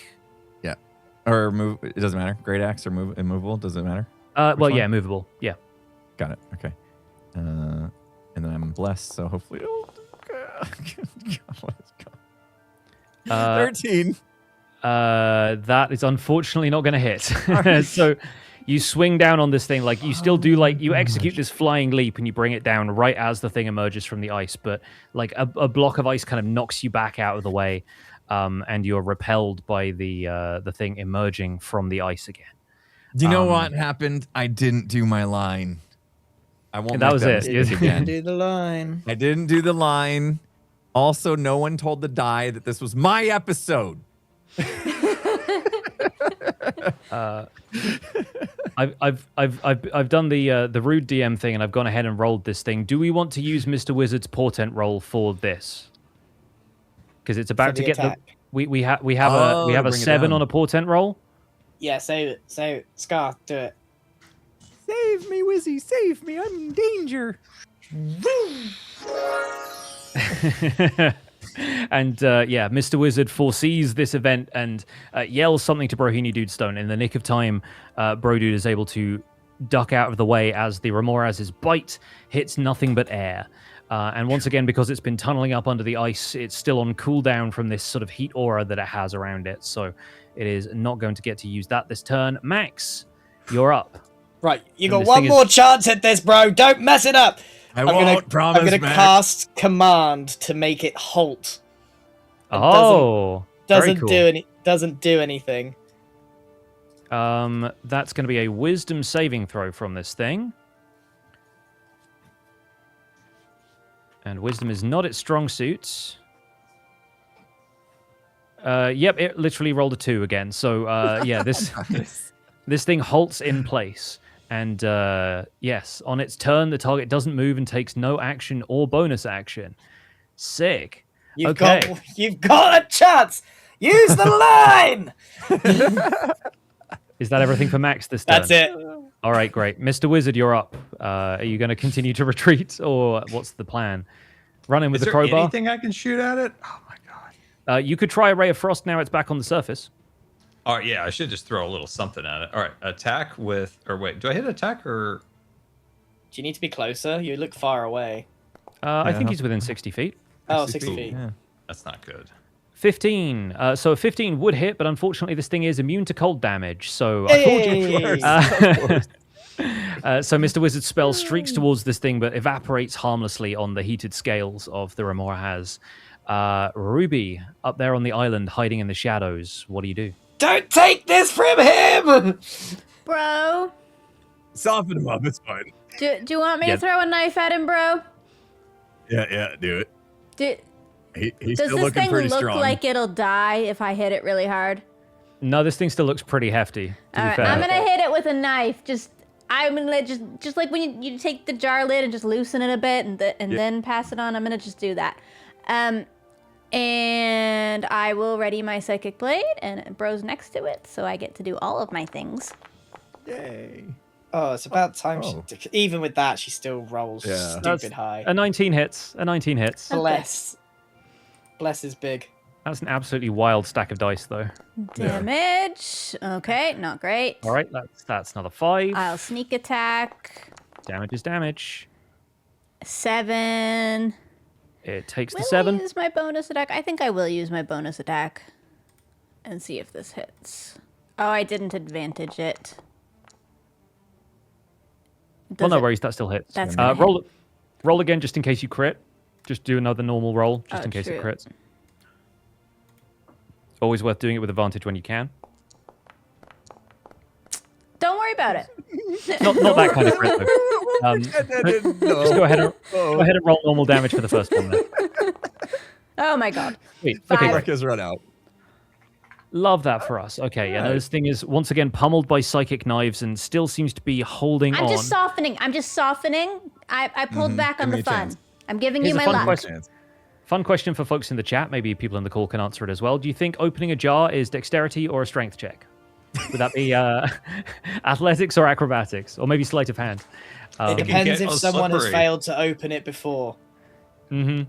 I think that's fair. It becomes a psychic battle if that's the case. Yeah. I think I've had some that are honestly a history check at this point. So we're moving on to Brohini Dudestone. This time I'm not going to blow it. I'm ready. Here we bro again! There we go. There's the line. Max in the background is going, yeah! The line just came to me. Surely just a crit came to me that. through the ether. I swear. They could not be less cool. Yes, the line! The line helped. Let's get him. Hits. Go ahead and roll damage. A little more. And then I'll just put my face in my hands. More. All right. It was the effort that counts. 8 damage how's he looking? is good. He's looking a little bit beat up. He's still thriving somehow, but is also going to be under the effect of Max's command spell for this turn. So it is, I believe, just unable to act. You've told it to halt, and it is staying there somehow. Is this a good time to do another move? I mean, if you've got another move in the tank, then don't I have that? Where I can do a second. What is it? You've got your action surge. You've already used that one. You're right. I only had one of those. All right. Well, I do still have a second wind I could do just to heal myself a little bit more. Top up on health. Yeah. Yeah. Okay. Yeah, I'll do that. I'll do my second wind just to give myself a little more health, just in case he tries to crit me when he finally comes back around for a second time, I guess. All right. Are you kidding? Okay, a 0 on a D10 is a 10, Oh, guys. okay. Oh, okay. That's We the all need best to one. acknowledge D10s are That's broken. actually didn't know good. you could That's get actually it. good. I Yeah. was like, I didn't even know a 0 existed. What the Yeah. heck? Here's the thing about D10s. Sometimes you roll them with another dice that's got a bunch of 10s on it. It's how you roll a 100-sided die in a game when you have like, All 7 right. small dice, and one isn't the size of a bowling ball. So That tops yeah. me off, actually. That was great. All right. Yeah, that is max healing as opposed to literally 0. Okay, cool. The Remoraz is actually stalled by Max's command spell. Incredible use of that spell. It is Max's turn. Okay.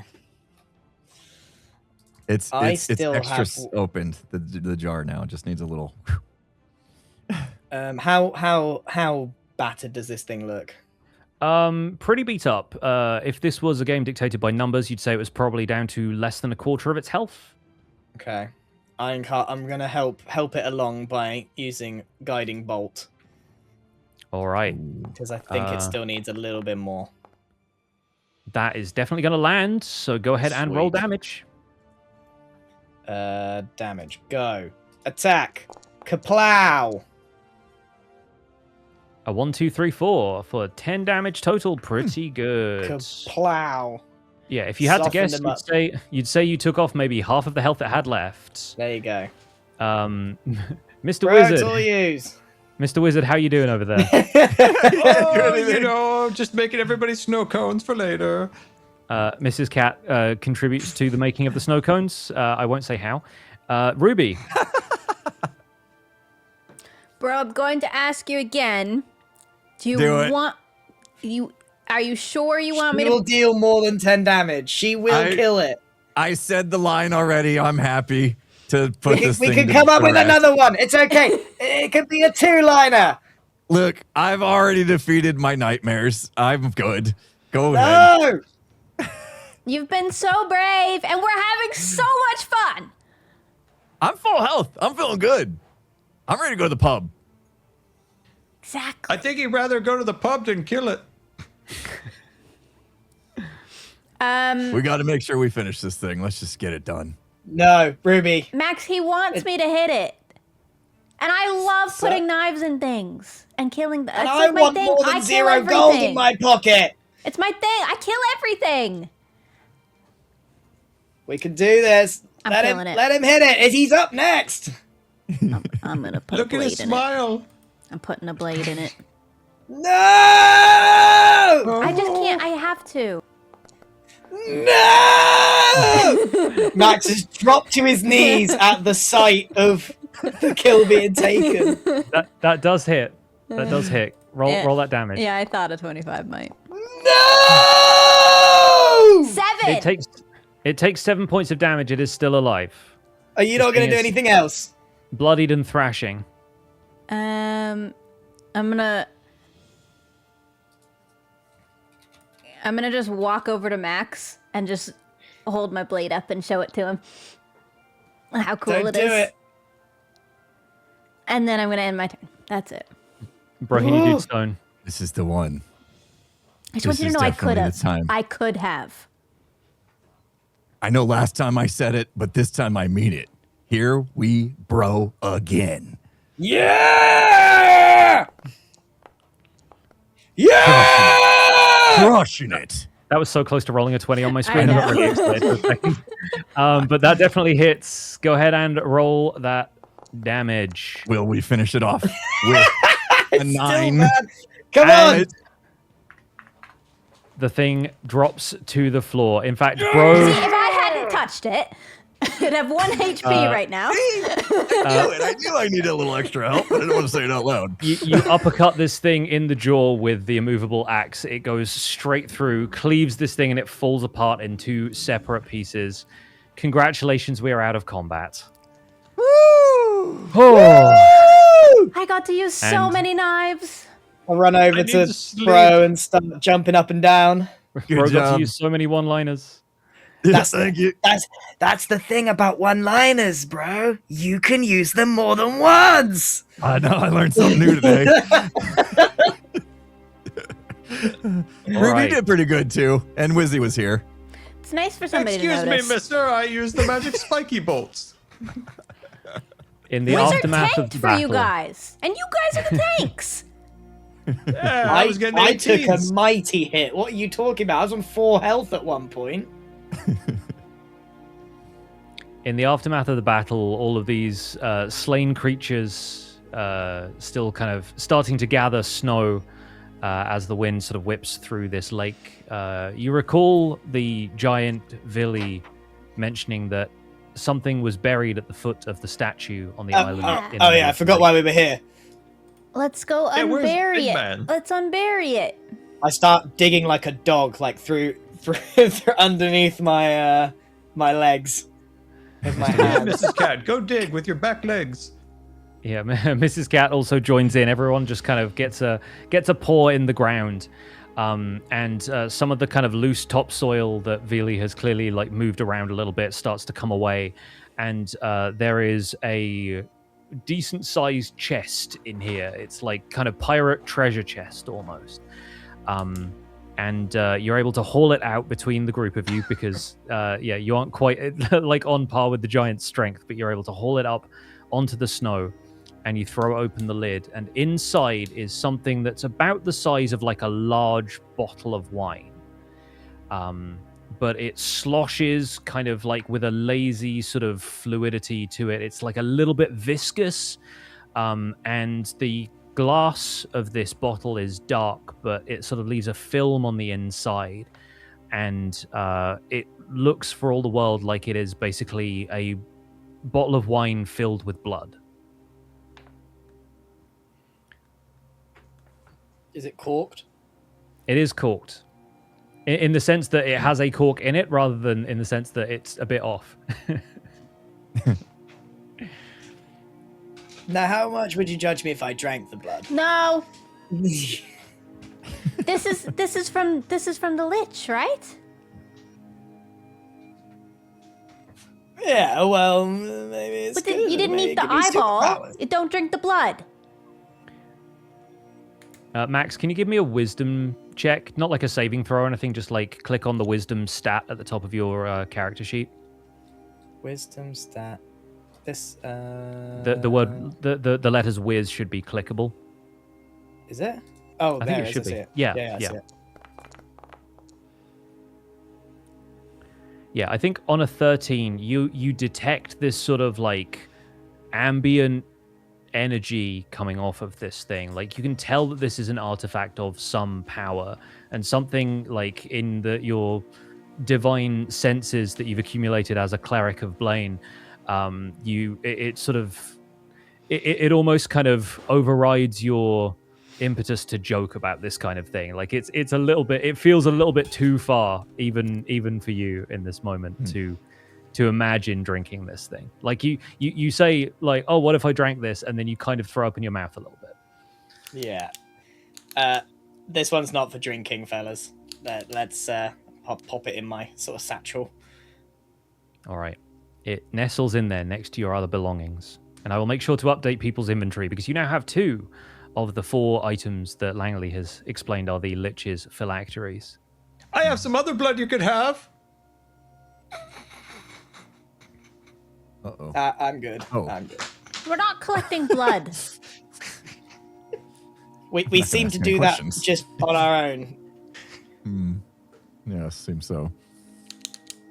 I don't know about you, but I am shattered. We gotta go pick up Gret because the giant we left him. Oh, with the giant. Gret! Oh yeah, Gret. I forgot about that guy. Oh, he's probably doing the sheep things. Should we let him Blimey. keep coming with us, or should we kill him soon? No.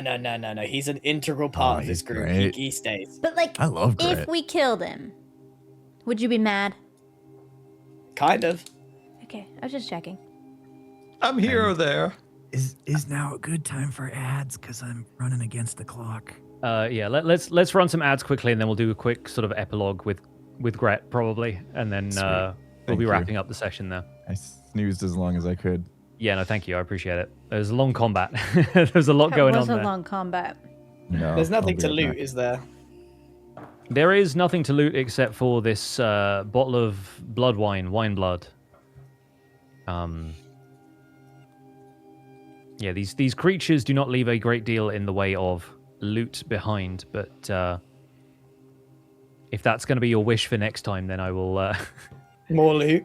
Yes, I mean you do have a your necrotic Goblin. sword. I will make sure to get that figured out You between could try to sessions steal as from the well. wizard. It's great loot. His Viola's little vial of blood. I got a blood. I got spoon. I got a worm. What else do I have? I think that's it.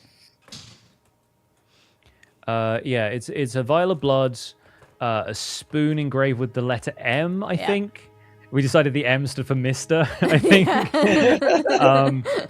It was. That body, loot that body. I love that short so much. Every time it comes across my feed. There was like a worm in a jar or a box. There's a worm in a box. A With worm two in a heads. The Great. with That's William the Great. Oh yeah, a one with two heads and an earring that has a single teardrop inside of it. It's like a teardrop-shaped earring that actually contains a single tear. The trinket table is wild, man. The trinket table has some really cool stuff going on. Yeah, that's the sum total of stuff you have stolen from Mr. Wizard thus far. Nice. I like that you just occasionally just shake down your companions and like. Yeah. I do supposed to be plan to friends. tell him. Mr. Wizard is like the coin-operated like Gachapon machine. You never know quite what you're going to get out of the. As a breaking of the fourth wall, my plan is to tell him. Hell yeah! Maybe when it's my turn. I like when these character moments can come back around. Did my ads not play? Mine played. Mine are done. Because it's still counting down. I'm just gonna snooze them. Oh, weird. I think mine are done if they ever happened at all. Maybe it didn't update. They did play. It's still counting down 3 minutes, so I'm just gonna snooze them. Okay, that only snoozes it for 5 minutes. All right, we have a tiny amount of respite. I hate the ad Right, system Baron, on this thank thing. you. All right, cool. Yeah, if we're ready to just do a quick epilogue. Ready. Impulse is muted. I'm just making sure. What's our dwarven man doing? I'll get his attention, don't you worry. He looks like he's passionate about something. He's crashing out. passionately He's crashing waving out. about. Does he I not know think he's he's- muted? I think he's saying it won't unmute. He won't It's difficult to lip read when he's. Green. There you go. Oh, I hear you're you. back. You're back. What happened? Dude, I clicked the mute button 20 times. It wouldn't unmute. It was quite difficult to lip read with the beard, but somehow we managed it. So, anyway, you guys get back to the campfire. Gret is still in his sheep costume, and is laughing at something Vili is saying, and Vili is laughing along as well. And you find the two of them seemingly deeply enjoying each other's company. And Gret turns around and says, "Hey, y'all get what y'all looking for?" Gret, I didn't know you spoke giant. What's this? I don't. He What? just What? seemed like a good dude. I laugh when he says something funny, and it all sounds funny to me. So we've been laughing this whole time. We I can't love you, kill Gret. Grit, by the way, everyone. Remember that. Yeah, we got it. We got the thing. Oh, y'all got the thing? Okay. I guess we continue north from here. Yeah. Okay, if we have a little rest. Should we tell the giant? Yeah. Yeah, he's probably Billy. wondering what happened to us. Billy. Oh. Say hello again. Oh, Yeah, I'll young do it one. for you. I'll do Chest it. beating. Show him the blood. Chest beat, Max. Chest beat. Young one, you have defeated the beast below the ice, Paholainen. Yeah, could have used your help. Would have been a little easier. This thing always a trouble, always burrow, always evade me. And the one with claws that is here and not there. Could have kicked it. You got big old feet. Sometimes these things, they evade the kicks. So no matter. We took care of it. You could have told us what we were going to have to deal with. You dealt with it all the same, Loistava. Do another chest beat, symbol of respect. He beats his chest twice. It sounds like, stone falling on stone. It's like this enormous crash, like a Can we clap get of this thunder. over with? All right. Bye, Billy. You will leave me be. Farewell, then. Enjoy the long road ahead. I will Billy, return. I practiced my giant. What does the tall human say? I think he says bye. Yeah, he's just saying goodbye. We're gonna leave now. Fare thee well. Pleasure meeting you. And with Gus, Kong, Gret, the cart, and the four of you, plus Mrs. Cat riding alongside Mr. Wizard, you'll make your way out of the frozen crags and to the north where a stronghold awaits. And that is where we're going to wrap up today's session. That's your lot, folks. That's your day. And what a combat. All right. We are going to... I did hand everybody snow cones on the way out. No. Yes. Just immediately. And I tossed mine immediately. Throw it away. Max got a cherry-flavored snow cone. Literally, Max like, is tucking here, in. we Except all Max just is tucking in. shucked them. Bro got a lemon one. Yeah, great. Thanks. The Ruby wagon got a grape one, and then there's a mysterious blueberry one that nobody really knows who is for, but it is for the man in the sky. And you leave behind various splodges of colorful snow, and yes, off you go to the next adventure here in Paradox. So we're going to do, as we usually do, stars and wishes to wrap up this session. So I'm going to go back to the intermission screen because it's nice and easy to do that. And from there, we can make a quick encounter so that everybody can roll initiative for me.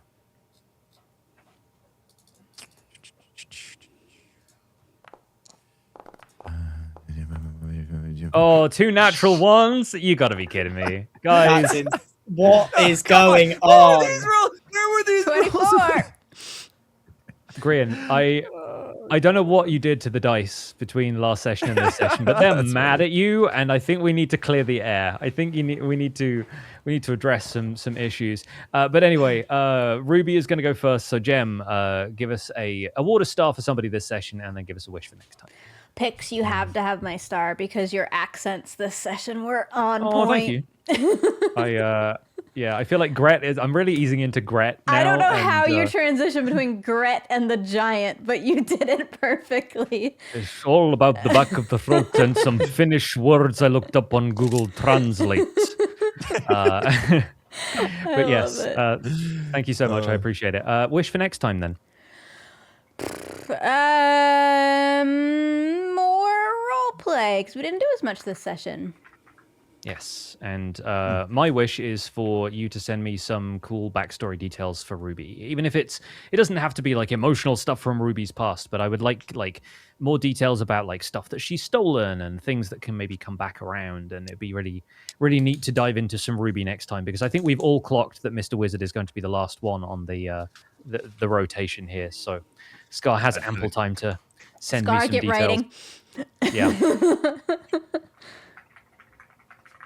All right. I so spent an ample amount of time on my other chair coming up with ideas. So yeah, exciting the porcelain times. one, the porcelain throne. Looking forward to it. So yeah, my wish is Ruby backstory details, but I've taken down the wish for more role play time for I will next send session. some to you. Thank you very much. So Impulse, you're up next. Give us a star and a wish. Can I borrow a star from next session or something? Because I feel like I would be remiss to not give Max a star for saving my butt with not only some health but also the one-liner there. So thanks, Max. Appreciate that help. But I gotta give one to Pix, because I honestly, as we started kind of like talking a little bit about Bro's backstory, I had no idea how we could fit it into the course of what we were doing, and the kind of the flashbacks, where it was just a brilliant way to do it, I think.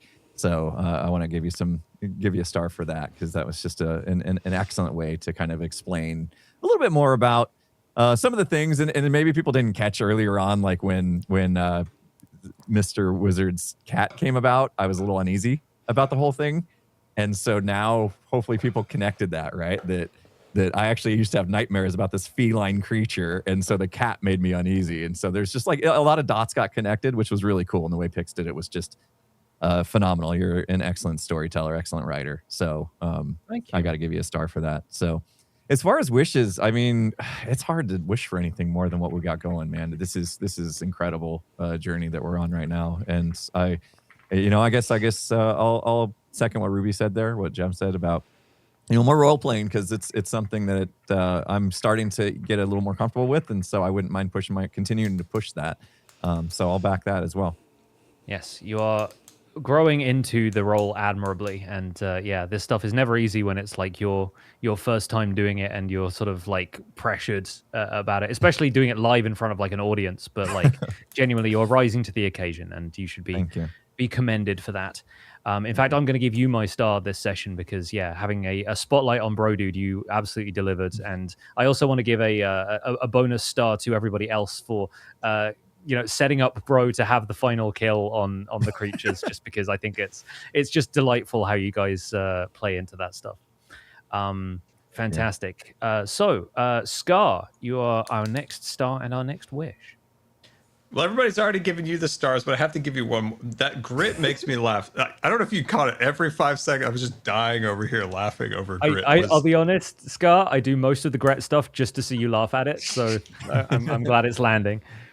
When we came back, like, he became my favorite character when we came back, and he's just talking to the giant, but he doesn't know how to speak giant voice, so he's just going on, and the giant's just sitting there with him.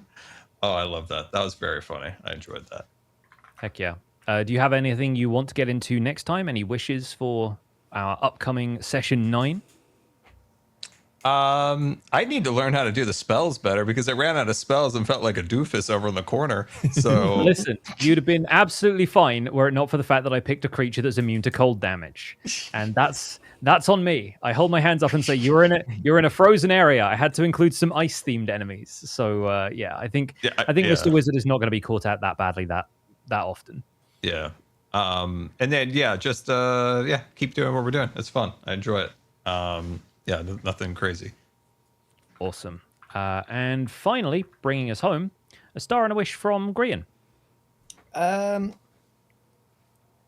gonna give a star to chat because I'm not gonna take credit for the one-liner. I channeled that into the story and Bro. They supplied some very funny one-liners during the whole thing.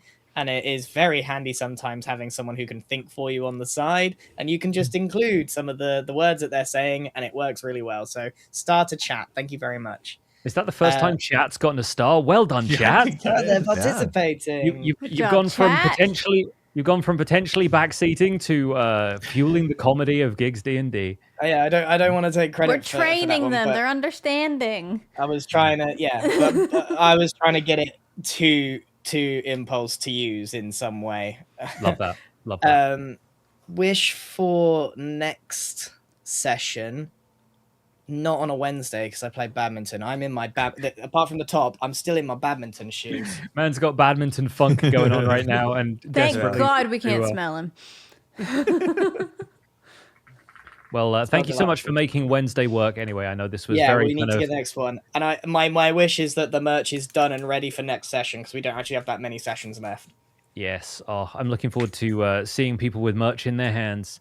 But friends, that is where we're going to wrap up session 8 of Gigs D&D. I can't believe we've had 8 sessions so far. Genuinely, D&D groups aspire to have that many sessions in their campaigns. I'm so proud of us. So thank you all. I'm very proud of all of you. And thank you once again for playing. We're going to break off into our individual chats just to say farewell and whatnot. And we will keep you posted on when session 9 will be. So for now, friends, take care and have a good one. See you soon. Thank you. Bye. Bye, everybody. Bye. Fun. I'm ending the collaboration. Oh, and there we all go. Oh, boy. What a day. All right. Well, I'm not sticking around. I'm also going to get off. Thank you, everybody, for hanging out and being awesome in our chat. That was really fun. I'm really enjoying D&D. I'm so going to miss it when it's over. I guess I got to think of some stuff for Ruby. I kind of already have her backstory in my head. I'll have to think of some extra fun bits to give to Pix. I don't have, like, I don't know. I don't have it super well thought out of how her story super makes sense, but I'll figure it out. Ruby is the next. Wizard is last. And then I assume it's the final boss fight. But I don't know. What do I know? Thank you, everybody. Your support is much appreciated. I love these D&D streams. And to be honest, we do have less viewers in these D&D streams, but I kind of love it. I think 1,000 viewer chat is probably the perfect chat size. It's probably roughly perfect, about 1,000 viewers. More than that, it becomes not chill anymore. But 1,000 viewers is like the chill, like nice amount, I think.